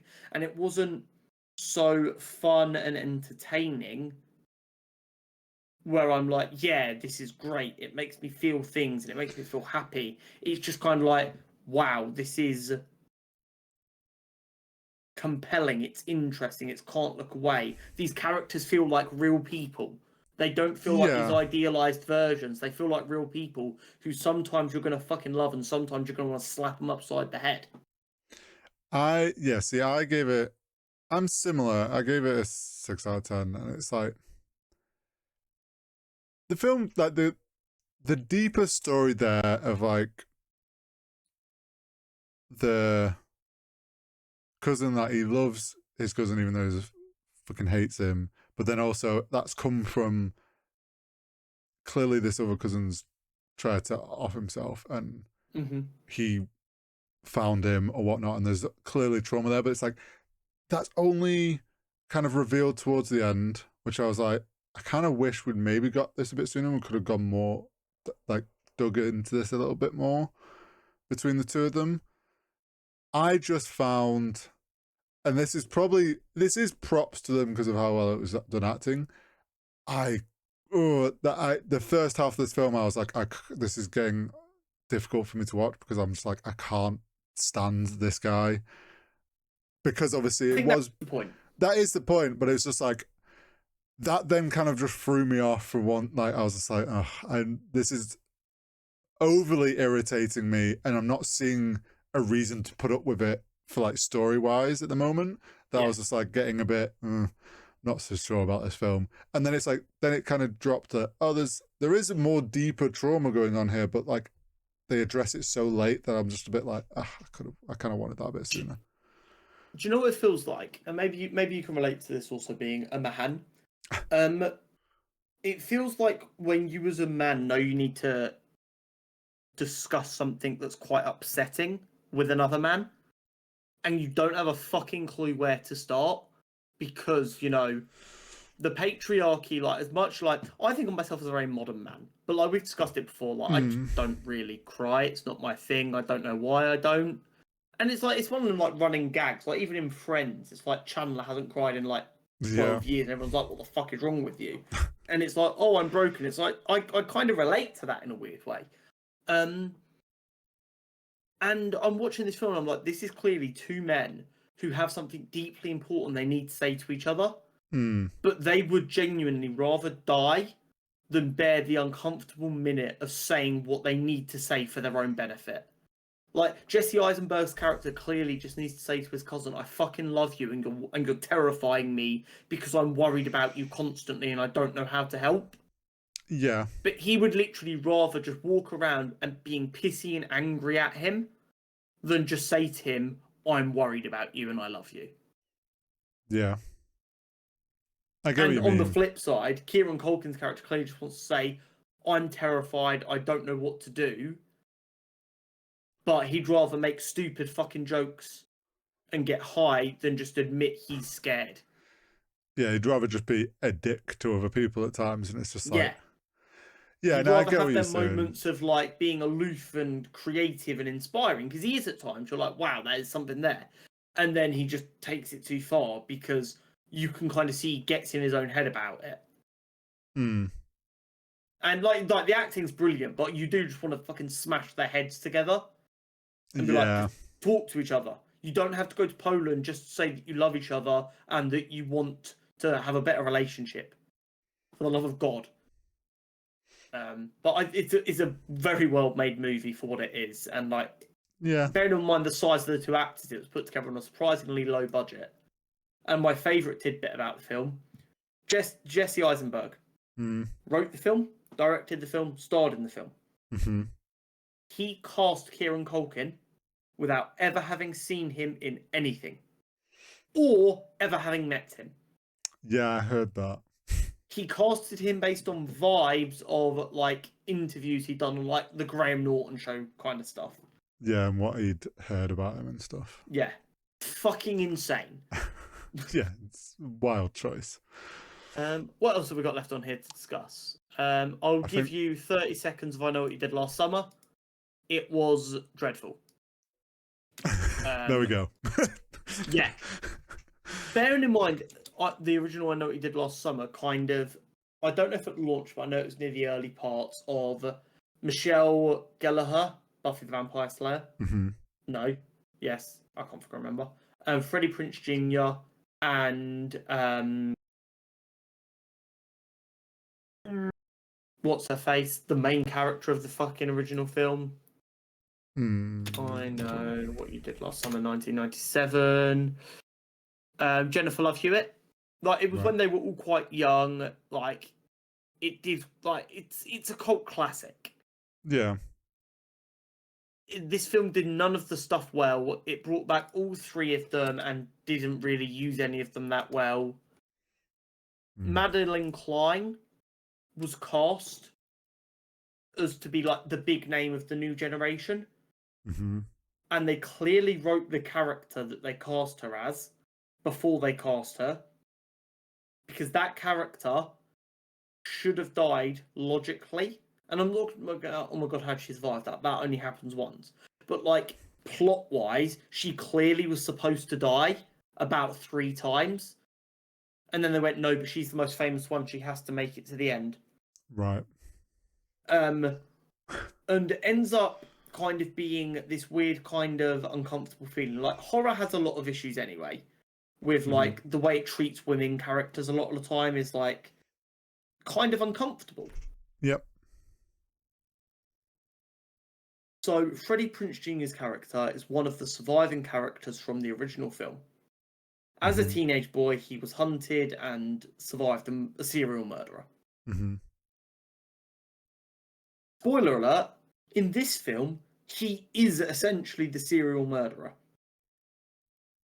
So it then becomes if you survive the trauma, you become the trauma, is kind of like one of the plots of the film.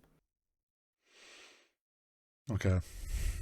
She's like, not problematic in a horror's shining a light on society way, but in like a genuinely pretty negative, like if you're a victim, you're going to become an abuser way. Yeah. And there's almost a way where you can do horrible stuff as long as like it's done creatively in an interesting way. They didn't even do that. It was piss poor. There's no redeeming qualities. And that leaves us with Game Changer. I fucking love Jacob Wysocki. I think we all do. We all do. I've often said like he's one of my more favorite cast members, and I think after the 1 year episode at the start of this season, like it threw him to the top with like the fact that he donated all that money he made off the stocks, which then caused all the Dropout fans to start donating and crash the website of that charity. Like he is a man of the people, and I've found out things since this episode as to like also cement why this was done for him. But I love that everyone was in on it. And like, whether it was only for the last 24 hours or what, but that they all came in there, sat down, it was like, who can draw the coolest cat, they get to go first. And the others clearly just took the mick and were being slow on purpose, but we didn't know that. Just waiting for Jacob to finish, Jacob does it, and then he's like, it's very clear this is Who Wants to Be a Millionaire vibe. And Jacob figures that out. And he's like, you know what? I'm the improv. I do improv. I'm a comedian. I can lean into this. And he does. And he leans into the fact that like Sam's asking them the like life questions and whatnot. Yeah. And he's having a fun time. And as the game goes on, it progressively becomes real that this is rather than Brennan had their Brennan cannot win episode, this was the Jake cannot lose episode. Yeah, it was similar to the Jess Ross episode as well, where everyone was lovely to Jess and they like got her married and stuff, which was another beautiful episode. This is one of my favourite style of episodes they do, and it's not one you can do every season. No, but when it does kind of creep up on you, it's just like a fuck yeah. And like Jacob being Mr. Make Everyone Laugh, and like towards the end, seeing him get genuinely emotional. I know it hit you. Me and Jenna were sat there like. And like Sam was doing everything in his power not to burst into tears. Yeah. He was just there like, I love you, Jacob. So to add to that, because obviously, unfortunately, there has been some fans, because now I don't respect them as Dropout fans, who are like, why has Jacob got this and not my favourite cast member? Or that's really weird behaviour when they all love each other so much. But like, I think anyone has an issue. Don't get me wrong, I'm sure it's a very small drop in the water of the Dropout community, because I've seen the amount of fan edits that I've seen for this. Brilliant. But apparently, now this is where I might get some of the details wrong because I read it in passing. This last year, or obviously we know Jake lost his mum. Yeah. Because we got that in the year one thing where he talks about that. Also, one of his friends in his little comedy group also died. Oh, fucking hell. And he spent his own money towards the funeral and stuff, and like actually then like and has helped in so many different ways apparently with that stuff, which is the guy, you know, the one that was, I forget his name, who was next to him, who Sam said he helped come up with this episode. It's because he's the one who looked like he was going to burst into tears basically the entire episode. Yeah, he knows how much Jake's done for them all for the last year, and like really helped push this little comedy group and do everything he can money wise and whatnot. Like, Jake fucking deserved this, and you could see that like even he was like every time he was getting more. He's the sort of person you could tell he was like, this feels wrong for me to have this money. Like he's every time that number went up, he like broke character for a minute. And was like, fucking insane. What the fuck? Yeah, him freaking out was brilliant. And if you feel uncomfortable about Dropout giving him that amount of money, don't view it as Dropout giving him that amount of money. LinkedIn gave him that amount of money. Obviously, and LinkedIn are the funniest people to take money off of. I'm so glad. Like, out of all this, like, fuck yeah, LinkedIn. You've got some minuscule bit of like, Bit I'm of on your, respect there for like bit of letting them have some respect. fun with that. Because yeah, they fully let them do whatever they wanted pretty much. And the fact that LinkedIn was willing to get in on a dropout, because I'd seen the tweet ages ago About this having a ad in it. one of the top like responses was Magic the Gathering had responded. Oh. So obviously coming into this episode, I'm like, And that'd be surely, like a kind of activation that makes sense. I bet a load of the dropout cast love yeah. Magic. I was They're like, all fucking nerds. Wizards of the Coast has got money. I'm like, I feel like Yeah. there's going to be, They have even a if it's not, relationship with Brennan. even if it's not MTG, I'm like, okay, it's going to be someone on that level, like a fun brand that. Then when it was LinkedIn, I was like, this is the most sort of obscure brand, but I also love it at the same time. The idea of this money is to allow Jacob to do what he loves, and like LinkedIn was like, we want to make people do what they love. It's like, no, you don't. You want everyone to be a corporate shill, but still, thank you for the money. Yeah. But yeah, like It's a beautiful episode. The different questions, the rip chords, I fucking loved. I love Jay, and I'm telling you, they decided to call it a ripcord because they knew Jacob would commit to that bit so hard. Well, yeah, I loved my favorite of the ripcords was Bigfoot. The and long him just play. standing there until Jacob got one wrong. Yeah, to be like an extra life. When that was like revealed, I was like, oh my god, that's amazing. Yeah, I loved that. Obviously, the ripcord was part on like we can't call it an extra life or help. Yeah. 50. I loved when he on the first like time he was like, "Can I get a 50-50?" And Sam's like, "What's a 50-50?" He had to be like, "I don't know what you mean. What are you talking about?" We have something called a ripcord. Is that what you're interested in? Sorry, I'm not sure what a lifeline is. That sounds like it might be used in a lawsuit to try and get us done for copyright infringement. So maybe you're thinking of a ripcord. The hot dog eating contest to then be a question later, and for Jake to go, now I'm almost certain, Sam, that you don't understand that we don't do fractions in our game, and you've clearly just done this number on the fly. Just stuff like that was brilliant. This might have caused my most parasocial moment with a member of the Dropout cast. Oh. Not because like I genuinely think I'm friends. I've never fucking met the dude, I never will. But that moment where he's like, I'm sure you don't understand the intricacies of the hot dog contest. I'm like, of course there are rules that a mere mortal not inside wouldn't understand. Because that's the most us thing ever. Like, you could imagine us having something like this that we compete in and having an obscure rule that an outsider wouldn't necessarily understand. Yeah. Because why would they? No. The two Tims coming out with the fact that he said, "Oh, there's two Tims," and Jake sort of had an inkling that, and as soon as they walked, like, I know two Tims. It constantly being his friends coming out was great, and then them never leaving once they come out. No, yeah, Sam having them all join was brilliant. The dad faking it out, like as soon as he saw his dad walk out, and obviously like emotion hit, and I was like, oh. That was right after. That'll be one of the moments that makes it feel really real. It's like, oh, Dad's there. And my favourite like running gag in Dropout Game Changer shows is when they've spoken to the person recently and they're like, "You fucker, you told me you were doing that thing today." Yeah, when one of the Tims was like, "You were in LA last night and you went home," he's like, "Yeah, you owe me a tank of gas. Are you good for it now?" "Yeah, I think you're good for it now." Like, yeah, a brilliant episode. They've absolutely smashed it this season. Yeah. It's 100%. Definitely been the best season so far, in my opinion. I would completely agree with that. I don't know if they can up it again next season. That's an official challenge, Sam Rice. Was that the last one? Do we know? Or is there one more? Surely that's the last one. Because they can't keep getting away with this.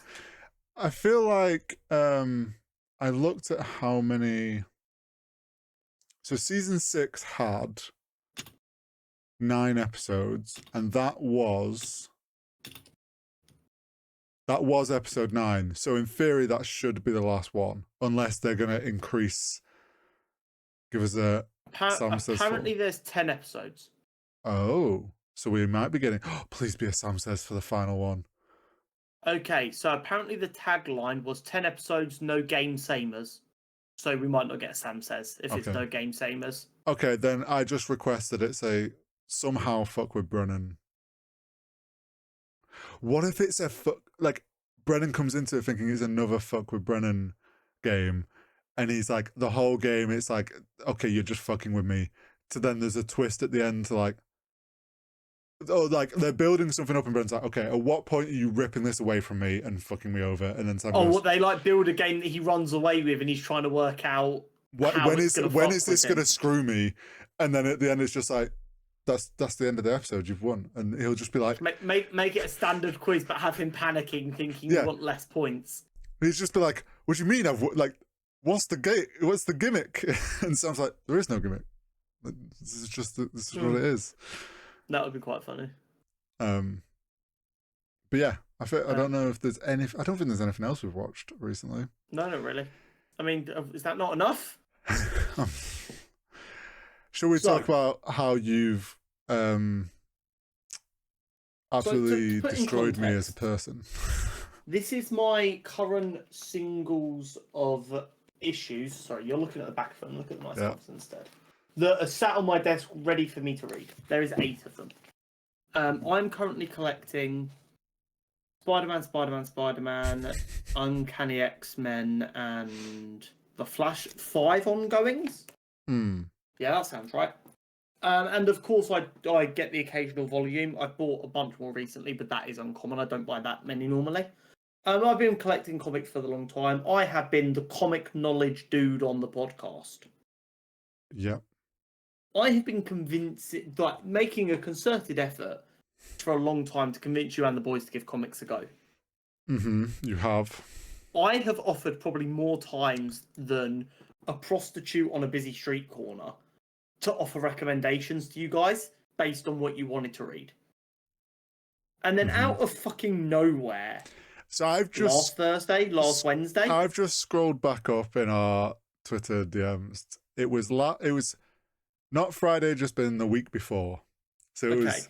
You just kind of went, I'm going to buy some comics. So we'd talked about comics in the episode with Josh. Yeah, maybe. We normally do. We must have done. We must have mentioned. We've been speaking in the Discord about how Josh has no ability to read a non-fiction book. Oh, sorry, maybe fiction book. Yeah, And I was like, dude, comics is your best bet. It gives you the pictures. You don't need to be able to imagine anything. But then it was like that week and a half ago on the Friday, you'd sent me that the script for Deathstroke / Bane has been submitted to James Gunn. Yes. And I was like, and the picture was like comic accurate Bane, and I was like, I'm so ready for a juiced to fuck Bane. Yeah. To which you were like, if you want to see a juiced to fuck Bane, look up Absolute Bane. Yeah, the absolute Batman Bane is fucking shredded. My response was, funny you should say this, after this recording this week, I went and started looking at the Batman ones, because I'd realised by chance, had followed the artist that was doing the Absolute Batman line. Oh, okay. Just one of them things where it lines up. It's someone who must have retweeted one of the covers that he'd tweeted, and I'm like, obviously, I'm a fan of comic books, and I'm like, fan of art. I was like, that's a really cool fucking cover. I'm just going to follow because I'm like, cool Batman cover. Maybe I'll see some more on my timeline every now and then. And I'd also seen a while back the Detective Comics one, which is the red, claw hand with a bat cowl. You might have seen it. I have it. I'll get it in a sec. But I'd seen that as a cover, and I was like, that's a really cool Batman cover. And I've always said that I'm like, Batman's my DC guy, and I've always enjoyed Batman. Which then it just spiraled into, you were like, oh, Absolute Batman's fucking awesome. And then I was meant to be working. Started just browsing Forbidden Planet. To which then I was like, you know what? Fuck it. And I have money now. Comics is a dangerously cheap appearing hobby. The issue was, because of Absolute Batman, the covers are all fucking sick. And I'm a sucker for just some good art. And it's why I have art books, which I got another one this last week as well. But I started looking at the covers and I'm like, I might just get all of these. Just fuck it. Get up to date on this singles. So I then was looking at what's the other running Batman? So this is my current read list. Yeah, man. Look at that. Some of these have 3 in a packet. Yeah, so when you get comics for Forbidden Planet, they will bundle up to 3 in a sleeve. So the ones I ordered from another comic store to get the Detective Comic ones to fill in the first few, they all came individual with card, and I was like, nice. This is That's nice. boarded. Nice. I might have to use them more. Oh yeah, if you can support local comic book stores, I'm stuck using Forbidden Planet, so I have no one more local to me. Well, I don't really but... have one local. Oh, here we go. That cover. Oh, that's fire. Yeah, so I'd seen that on Twitter or Instagram or whatever ages ago, and was like, "That's a cool Batman cover." So yeah, I've got almost all the Absolute Batmans up to date. I'll leave that. I'll sort it out after. But I can't get 4 and 5, which is now you've seen is turning me into a madman. What have you done to me? Because I just bought. I was like, fuck it, I'm going straight in singles because I want all the covers. Even though you even said to me, get volumes. Volumes have all the, and I'm like, no, but I want all the covers. So I'd like to point out, every time I've tried to get Hori into comics, I've never once suggested singles. I've never suggested alternate comics. I was like, if you want to give comics a go, your best bet is to, like, right now, if you wanted to get into Absolute Batman, they've just released the first volume titled In the Zoo, which is Absolute Batman 1 to 6. You can get the paperback for like 15 quid, and it gives you 6 issues to get your teeth into it and see what you think. Well, I've got 1 to 3 and then 6. Which I've read 1 to 3. Love them. I did actually first start with Detective Comics because I did a quick bit of research, found out there was a new arc starting at 100. 1100, yeah. 1100. 100. My brain was. And I was like, oh, I'll just get the first 5 that are available and then pre-order that one, and I'll kind of just jump in. Read the first one of like 1095, and I was like, I could carry on reading, but I know I'm in the middle of the story, and this is good, but I kind of want to know more context. So then I was like, when did this arc start? And it was literally 5 comics before, and I'm like, okay, now I'm going to buy these, and I'm going to stop reading this because I want to catch up and then start from the beginning. You go treat it like a flashback and then jump back in. I was like, I'm not going to read the next one after this. I'm going to wait now, start from the beginning again, read all the way through. So I was like, right, I'll read Absolute Batman. Read the first 3, fucking brilliant. I'm obsessed with Absolute Batman already. His suit is by far my favorite, and this is a very little actual comic. I haven't read that many actual comics, but I have good broad sense of knowledge about Batman. Best suit setup and everything. It's so fucking sick. People are a big fan. So I'm not sure if it's explained in Absolute Batman. Are you aware of the wider context of the Absolute universe? No, I don't know if it's set up in the beginning of it. No, but I've seen that it was like there was a series of comics that happened that set off this alternate universe.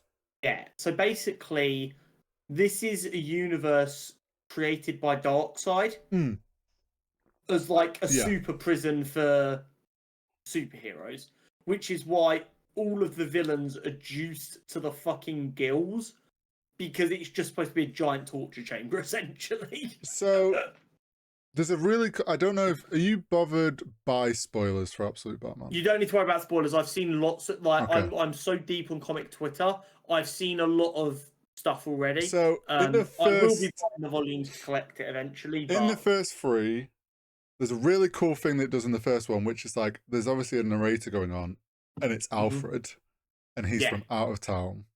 Because this Bruce was normal parents who weren't rich, didn't have, which is really cool. This Alfred's really fucking sick. There's he's also like an MI5 spy. Basically, yeah, but maybe a bit more like private sector. But cool. Basically goes around the world dealing with fucking capitalists and bad guys and whatnot. My kind of Alfred. Yeah. This Batman is like your everyday works a 9 to 5, which I think is sick. It also shows like some of it tells you a bit of his background, like he worked in construction, then he worked in the sewer system, and then he did like you can see he purposefully went in all these different industry fields to be like Batman, like to have that knowledge of being whatever. His closest friends are his rogues gallery. So What do you mean? he plays poker with these. They are not the current villain modes. They haven't turned yet. Yeah. But they But are he- the same people. Well, yes and no in some cases. He's playing poker with Harvey Dent, That's pretty common. Bruce Wayne and Harvey Dent are normally friends. the Penguin, That's who pretty is he's like slightly in with Mafia, but he's not like full on Penguin. He's just the Riddler, cool. Oh, that's fun. who is his tech guy. Is he a little bit Riddlery? Or is he pretty normal? He's like crazy info loaded. So obviously, like, that's probably where they're going to play into the Riddler thing. And then also Croc. Oh, Waylon. But he's not Croc yet. He is just Waylon. Okay. And he has a gym. So I've seen some things. He has a gym called Croc's Gym or something like that. So he's friends with Waylons. So in more traditional comics, someone that's not there but should be there is Catwoman. Is also his friend. Yeah. But that's pretty common sometimes. Well, yeah. I mean, I'm not sure about where we're at currently, but they've been married. They get around. Yeah. Yeah. No. I mean, it's fucking cool. You know how excited I am. I know you went back to catch up on the current Detective Comics arc. Do you get what I mean from reading that first issue, though? If you could treat it like Emmerdale, where if you just start reading from the first available issue, you'll be missing some parts, but after 3 or 4 issues, you'll have a good enough idea of what's going on. I'll be honest, if it was any other little arc, I probably wouldn't have gone back, but this arc involves his parents in some way, and I was like, I feel like I need some context here. As a jumping on point for Batman, it being Martha and Thomas arc is so funny because it's like, oh my god, anytime you do start Batman, his parents die. But it's like, the funny thing was, in that one issue, I'd seen his Batmobile, and then obviously in Absolute Batman, we get the reveal of his Batmobile, and there was a moment where I was like, I thought I'd already seen his Batmobile. Oh wait, no, different Batman. But the detective ones, you could jump. I could have kept going and would have been okay, and probably I had enough context that I could have understood things. But I was like, you know what, I'm intrigued to know more about where this has come from, because there's a villain going on at the moment, and I don't really know who they are. So yeah, I've got a couple more of those to turn up before I can properly read them. But I mean, the covers of those are sick. But yeah, I'm like double dipped into Batman. I won't lie. I'm now weighing up, do I get singles for Absolute Superman and have the same issue that I'm going to have, or I'm currently dealing with Absolute Batman, which is probably a dumb idea to do. I should just get the volume. So here's my suggestion as someone who's literally in the same issue as you. So I've been collecting Ultimate Spider-Man. Yeah. As we've discussed a number of times, fucking love it. They've now confirmed that this universe is coming to the end of its lifespan. So I'm like, cool, there's not an insane amount of all of that to collect. I'm going to get this entire universe because I love it. So while I was in Forbidden Planet on Monday, I bought Volume 1 for X-Men, Volume 1 and 2 for Black Panther, and Volume 1 for the Ultimates, which is the Ultimate Universe's equivalent to the Avengers. And I will pick up the other volumes when they become available. And I'm loving Absolute Flash. You're so doing like, Flash. Yeah, I mean, you know me, big Flash guy. And I am sat here going, right, I could absolutely go for absolute Green Lantern, Martian Manhunter, Superman, and Wonder Woman volumes. And they've also announced that there's going to be a mini series coming out soon of Ultimate Green Arrow. It's going to be a 6-issue miniseries or a 4-issue miniseries. Green Arrow, you mean? Yeah. And there's also like, right, I want that. They're setting There's up a crossover coming. Yeah, Absolute Evil, which is going to be a crossover with some villains.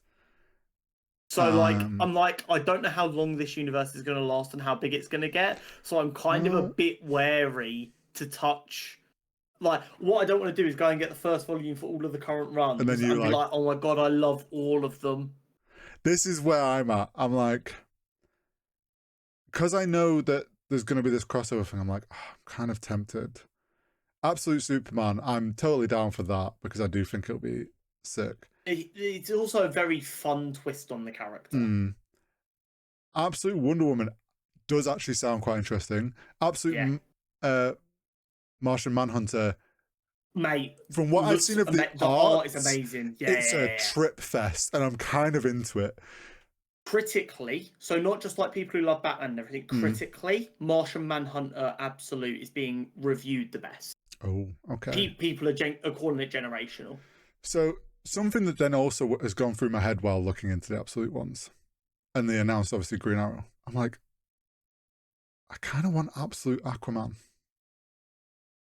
It'd be interesting to see what that looks like. Because like I like the idea of Aquaman. He's just not always well used, and he's always a bit like the butt of the joke and a bit gimmicky. I think a lot of people view him very golden agey. Yeah. Where it's like, ha, chop. Yeah. Which is fun in a cartoon environment. But I think someone's going to get angry. I think New 52 Aquaman's pretty popular.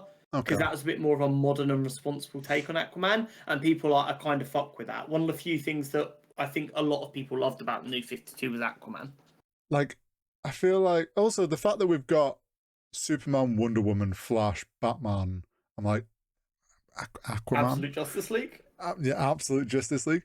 Like, I could see an absolute Aquaman that is just like absolute terror protecting the ocean. And like, there's some cool stuff you could do that, but I am very much.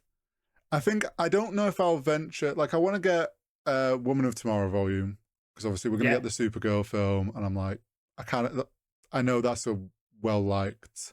It's a big inspiration for the film. It's a very well viewed Supergirl comic. I might get some of the Batman. I forgot what they're called now. The mini ones that have started coming. The compacts. The compacts. I might get some of the Batman storylines in the compacts.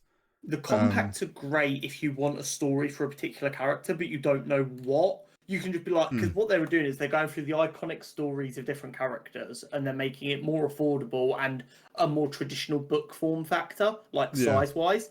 So it's like, oh, like you might hear like about like Batman Hush. It's like this is an iconic Batman story. You could be like, right. Instead of having to work out how the fuck to find that, DC Compact, Batman Hush, I've got the entire story right here, I can read it. Sweet.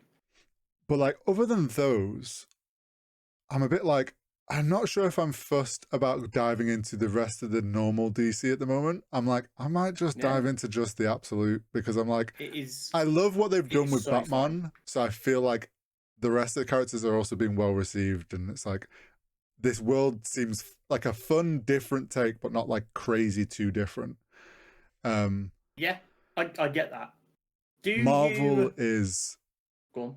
Marvel's a different beast to get into because they're structured so differently. It's a lot more difficult. In my head, I've always been a fan of Hulk, and I'm like, I probably will pick up to start maybe like World War Hulk volume or whatever, the books on the classic ones. Maybe look at getting the volumes of the current Hulk series that's going on. I don't know if I would dive in with any singles on that. And I was tempted by maybe Ultimate Wolverine, but now I'm kind of know the world's ending in December. I'm like, you could just wait for the volumes. Yeah, that's Volume 1 of Ultimate Wolverine, I think, is on pre-order now. So you could order that, then wait. I think there will only be 2 volumes of that because it will have only gone on for like a year. So that's what I'm like, I'll wait on that. Yeah. I have looked at some Star Wars ones. Okay. Because there's a couple... Marvel do a lot of Star Wars comics now. Yeah, there's a couple ongoing ones, because I looked up like what people's thoughts. There's at least one definitely ongoing that is quite liked. So yeah, I may dabble in Star Wars eventually. But you've seen the light. Yeah, you've completely. Honestly, man, it's one of the ones where you feel crazy when you're trying to explain to someone how good they are, but they really do. They work. Well, yeah, man. It's a great medium. The funny thing is, it's like I've always known I would enjoy comics, and it's one of those things where it's like I haven't got the spare money to be doing that, and then it's just like. And they're intimidating to get into. Well, yeah, and then it's like, where the fuck do you even start? When I saw that I could basically get all the Absolute Batman, I was like, fuck it, let's just dive in with Absolute Batman. I've seen the covers. Know it's fun. And then I now will that's just say, got me hooked. Absolute Batman and like the Ultimate Universe in the last year or so have been probably on a Marvel and DC front at the same time the single greatest starting on point since like the 60s. Fair. Like they've literally just both Marvel and DC have gone our best, most iconic characters, new universe with no real prior reading requirements. How about it? And then they've gone, oh, by the way, we're smashing it out of the park with really good stories here. Like that, you couldn't have picked a better time to really like dabble and see what you think. Yeah. And I'm glad you're seeing the light. Should we get into some nerdy news? Yes. Right, starting off with kind of what we were just discussing. Ultimate Endgame has been announced, which launches December 31st. This tie-in event for Marvel's Ultimate Universe will end the Ultimate Universe. The Ultimate Universe started a year and a half ago, nearly 2 years. Like year and a half. It's an alternate universe in which the Maker, an evil version of Reed Richards, stopped heroes from coming into existence. Right. And then they basically found a way to exist. And then we follow a number of different characters in a different world via this. And that universe is going to be coming to its end. It was always designed to have an end point. I don't think anyone was ready for it to end, though, because it had been so well received. Yeah. James Gunn has said that Clayface is going to be a complete horror. It's tonally different. There's not a company style. Not every movie is going to be like Superman. This is exactly what we've said for a while. I get the allure of a company style. It makes people go to McDonald's for a cheeseburger because they know what they're going to get and they can rely on the cheeseburger at any McDonald's in the world to be the same. Yep. When you're thinking of big superhero films, that's kind of what people want as well. But I think over time that's caused people to devalue them. And I think real creatives being given a bit more freedom with these characters is a good thing. Well, and you've also got to think like, if you read a Superman comic and then go read a Clayface comic, that Clayface comic is going to be very tonally different in the story it's telling. Yeah. So it's like, why should the film look the same? And also, I think tonally it lends to that idea of James Gunn saying he doesn't want there to be any homework for his universe. You jump in with the character in that story. And like, and Warner Brothers that are obviously... leads to that. He's obviously gone to Warner Brothers with this. Like, everyone's on board here. So like, there's probably been this thing of like, look, everyone knows the MCU look to an MCU film and they've got bored of it. Like, we should go complete opposite direction. So... The Punisher special has begun filming for Disney Plus. This has cracked me up. Have you seen any of the footage that people have taken of this being it's filmed? just him walking without doing anything. Like, what the... unless the bits we've got end up just being like cut together for like the opening sequence of him just walking through loads of stuff. Oh, maybe. I'm so confused because so far all we've seen is this man walking in a straight line looking angry.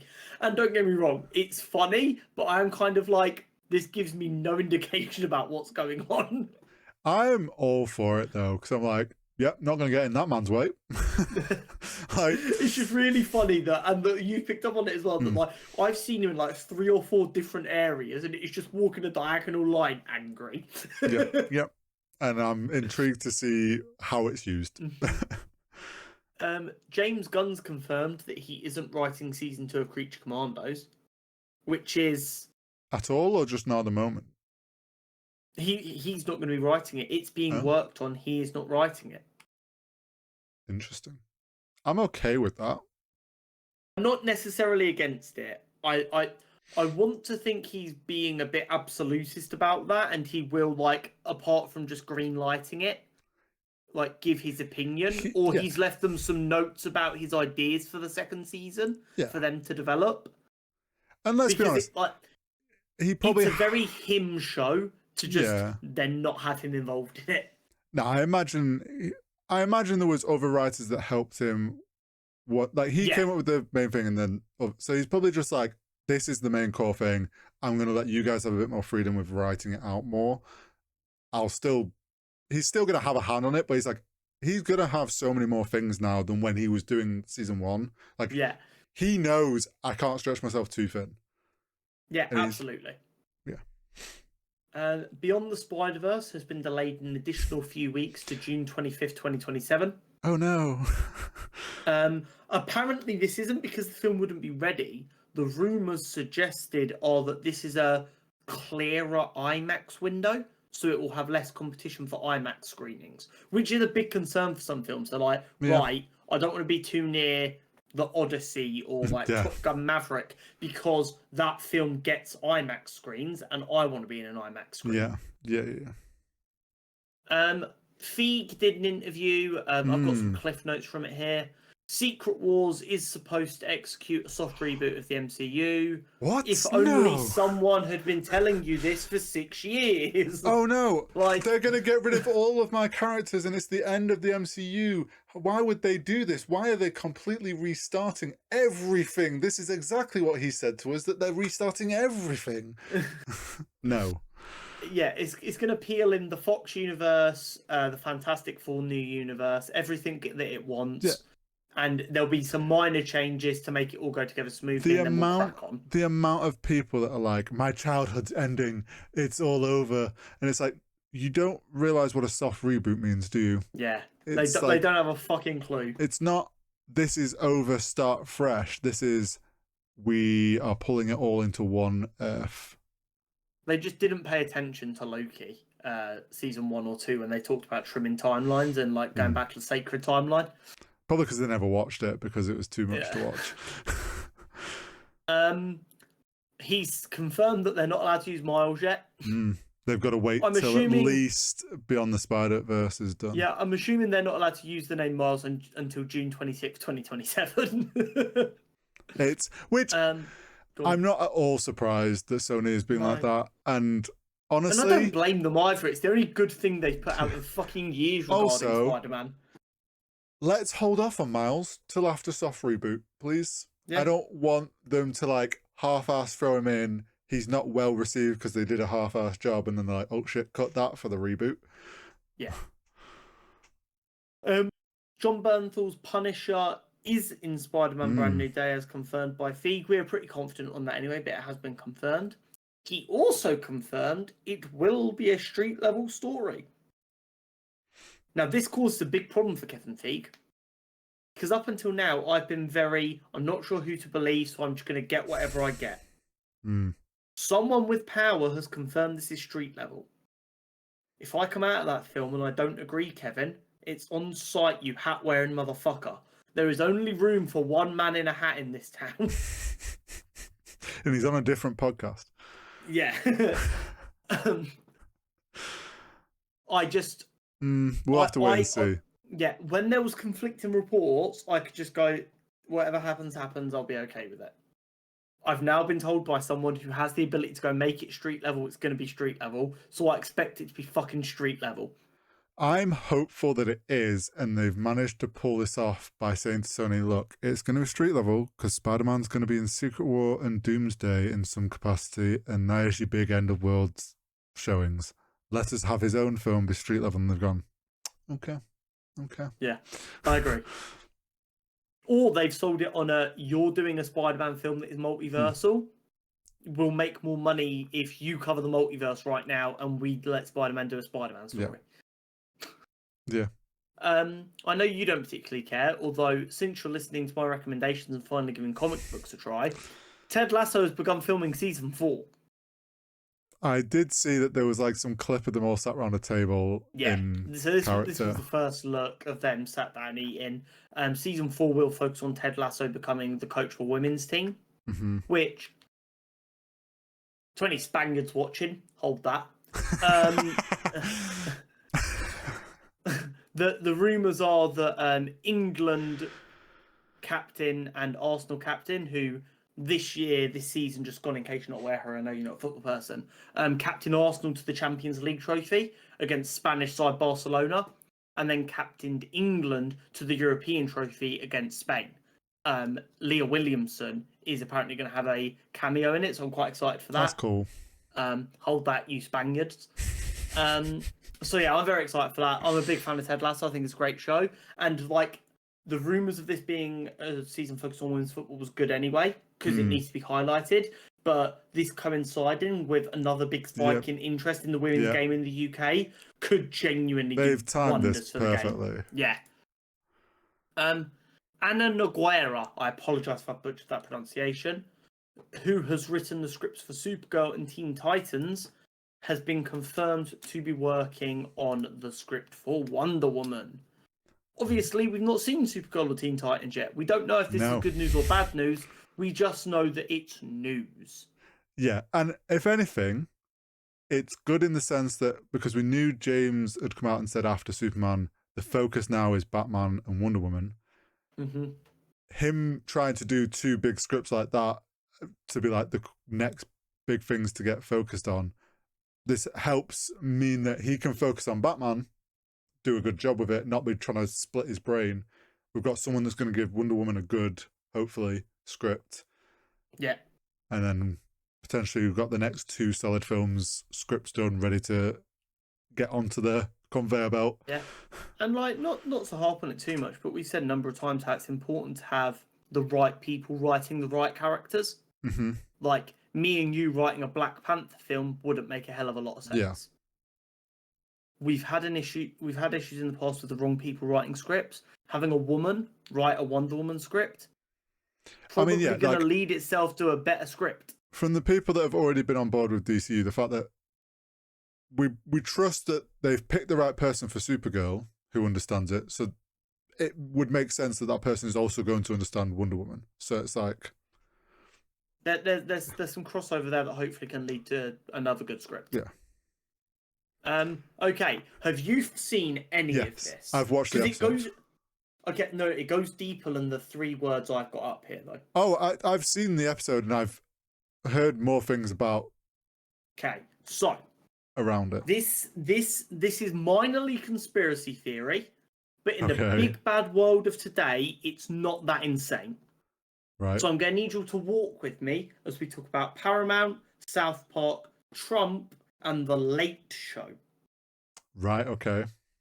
Okay, so early last week at some time, The Late Show with Stephen Colbert was confirmed that in May next year, March next year, it will cease to exist. Not just he will be replaced as host, The Late Show will no longer exist.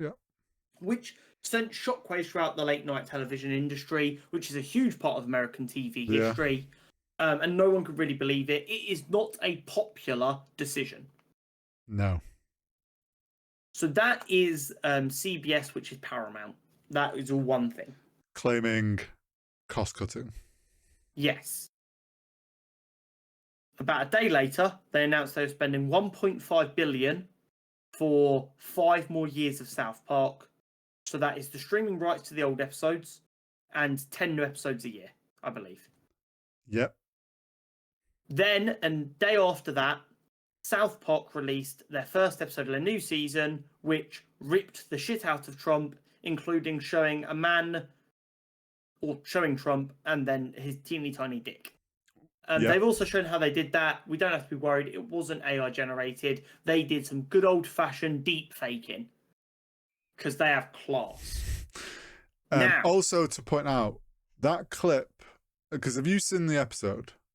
I've seen the clip. I've not seen the episode. So I know he's like fucking the devil in the episode. At the end of the episode, like this is going to be a spoiler, but I'm sure you're not bothered. They are pissed with the characters of South Park are pissed with Trump. He's going to sue them. The end of it, they settle. Classic. They settle, and they only have to pay less money. But also part of the deal was they will do pro-Trump ads. Okay, so that was what that was at the end. And it goes into that clip of a pro-Trump ad, and it says 1 of 50. Oh my god. And there's going to be 5 years of 10 episodes. So this might actually be less conspiracy theory than I previously thought. So, previously during the presidential election, CBS, Paramount, whoever you want to call it, did an interview of Kamala, which Trump viewed as unfair, and he sued them because of it. It's important to note that Paramount and Skydance are trying to do a merger right now. Yes. Mergers are overseen by the FCC, Yeah. who report to the president. Yeah. That merger's not been moving anywhere for a while, and people think it's to do with Trump not being happy with Paramount. So they settled in their lawsuit with him. One thing Trump has also been very critical of is late night talk show hosts and how anti-Trump they are and how he wants them all gone. Yeah. So Paramount have also cancelled The Late Show with Stephen Colbert, which is one of the most outspoken anti-Trump late shows. And also getting rid of a late night show reduces the eyes on, are you a monopoly if you're trying to be a merger? So that all happened. The merger went through. It got announced like 2 days ago. It's been approved by the FCC. Because of this merger and the work that's been going into it, South Park have been in creative hell for the last few years. Right. They had their rules from Paramount that they were working to. They'd finished a bunch of stuff. Yeah. Then the merger began to happen. And then Skydance was in charge of South Park stuff, which basically reset 2 years of creative work or something. Right. Which pissed the creators off naturally. Well, yeah, and I also remember through the election, there were just people like, why are you not putting out episodes? This is a great time. They're like, we're just having a quiet period. We've nothing to say. Like, yeah, exactly. That's part of it. Mm. There could be some argument that Paramount were very worried about maybe a potentially anti-Trump nature of the episodes and knowing they're already kind of at war with him and they don't want to be. Previously. Yeah. So, South Park are angry at Paramount. Paramount are at war with Trump. Mm-hmm. So, if you are South Park and you want to piss off the people who've just given you $1.5 billion, what's the best thing to do? Piss off Trump. Yep.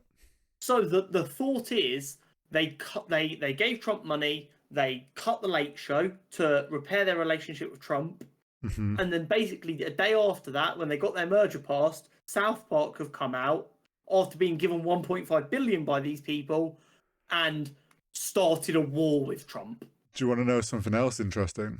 I don't know if you know this. That deal was made for South Park. They wrote that first episode 2 hours after that deal was made. Okay, cool. So I'm no longer calling this a conspiracy theory. This is factual. They had nothing. That deal happened. They went to the writers' room and were like, we've got to make 50 episodes, and I think I know where to begin. And we're about to get 50 episodes of rinsing Trump. I can't wait. Have you seen the trailer for this week's episode? No. It goes after Charlie Kirk massively. Okay. You know Charlie Kirk, the Ben Shapiro guy with the fucking horrific face. Yeah. Who debates college students. So they've got Cartman pretending to be him. They're doing an episode on him. He thinks this is going to be good for him because he's changed his profile picture to Cartman looking like him. The funny thing with this first episode as well is because Cartman is often the one over the years that Cartman's a piece of shit. We're supposed to hate him. People miss this. He drops like the F slur. He drops like different things over the years. In this first episode, he's like, but the premise is like woke is dead, and everyone's gone too far right and being racist and whatnot. Again, he's like, so like Cartman's the left leaning character now. He's like, but if everyone's like that, that's meant to be my thing. What am I? I have no point anymore. And his whole thing is like, I have no purpose in life. He's like, woke is dead. There's no way. Like, it's all over. And he's just like, and they're turning Cartman into being like, he's like, you're meant to be hating me. Reason. Why am I now? I'm meant to be the person hated because I'm on my own doing these horrible things, and now everyone's doing them. So it's like, what's the? I can't make the joke out of it anymore. Yeah, to be the clown that you guys laugh at for doing these horrific things, and now you're all doing them with me, you fucking morons. Yeah. So this has been wild, and it'll be a fun thing to keep an eye on over the next few months because we know Trump's ego cannot handle an episode every week that ends with him having the shit ripped out of him. It's funny because it's like, obviously, the clip is like, it was Trump through the desert and he got us to say, because it's meant to be a pro-Trump thing, but then it's like, quite clearly, how are they going to underlie a rinse? Like, they're just going to take the piss out of him. So funny. Yeah. Spider-Man Brand New Day begins filming August 1st, which is, I believe, Friday? Yeah. I don't know. You tell me. It is. Liam Neeson is using the Naked Gun promotional tour in the best way possible. Okay. Not only is he promoting his film, which I'm very excited for, he has also done a number of adverts going, go see the Naked Gun and show people that you still want comedies to be made and put into theatres. And then, just to prove it's not just a Naked Gun promo, at the end, he lists a bunch of like iconic comedy films. And it's like, and also watch these because they're great and you will love them. Come to the theatre, share a laugh, save an industry. Is literally like the entire vibe. Love it. And you know I've been on this horse for a while. We need comedy films back in the theatre. Me, Jenna, and my dad are going to see this film on Friday. I cannot fucking wait. It looks great. It's going to be a lot of fun. So, go watch a comedy film. Take someone. Take your dad. Take your sister. Take your mother. Take your brother. Take fucking someone and go watch a comedy film with them. This film is going to be an all-timer, I promise you. And then when you get home, watch another one. I recommend Ferris Bueller's Day Off. It's an all-timer. Xbox has walked back their price hikes and their lack of physical disc releases, at least partially. So, they announced their games are going to be going up to $100. They're now only going to be going up to $80 instead of $100. And instead of the physical release just being a code in a box, you're actually going to get a disc again. And also, don't forget though, Outer Worlds was pre-order for 80 and they've rolled it back to 70. Yes. Which 100% is because they've not got the pre-order numbers they wanted and they're like, oh fuck, we have been pissing everyone off. I do also think there's an element of, we've heard a lot that the industry wanted GTA 6 to be $100 so they could increase their prices. This price rollback, I won't be shocked if the insiders now know that GTA 6 is not going to be $100. Do you know what I think it was? If you think originally they all thought GTA 6 was going to be coming out this year. So it's like, if a game comes out a couple of months before GTA drops and it's $100 and they're also trying to be like $90 to $100, they're around the same time and people are like, oh, games are just this. The fact that GTA is now not till next year, they're going to stick out like a sore thumb. If they don't want to be remembered as the people who increased the price. Yes. So they're like, oh shit, we've got to wait on this. GTA is not out yet. So give them a year, they might turn this back around again, do the double U-turn. But yeah, for now, it's at least gone down, and which is a good thing for gamers anyway. Another little bit on the Naked Gun.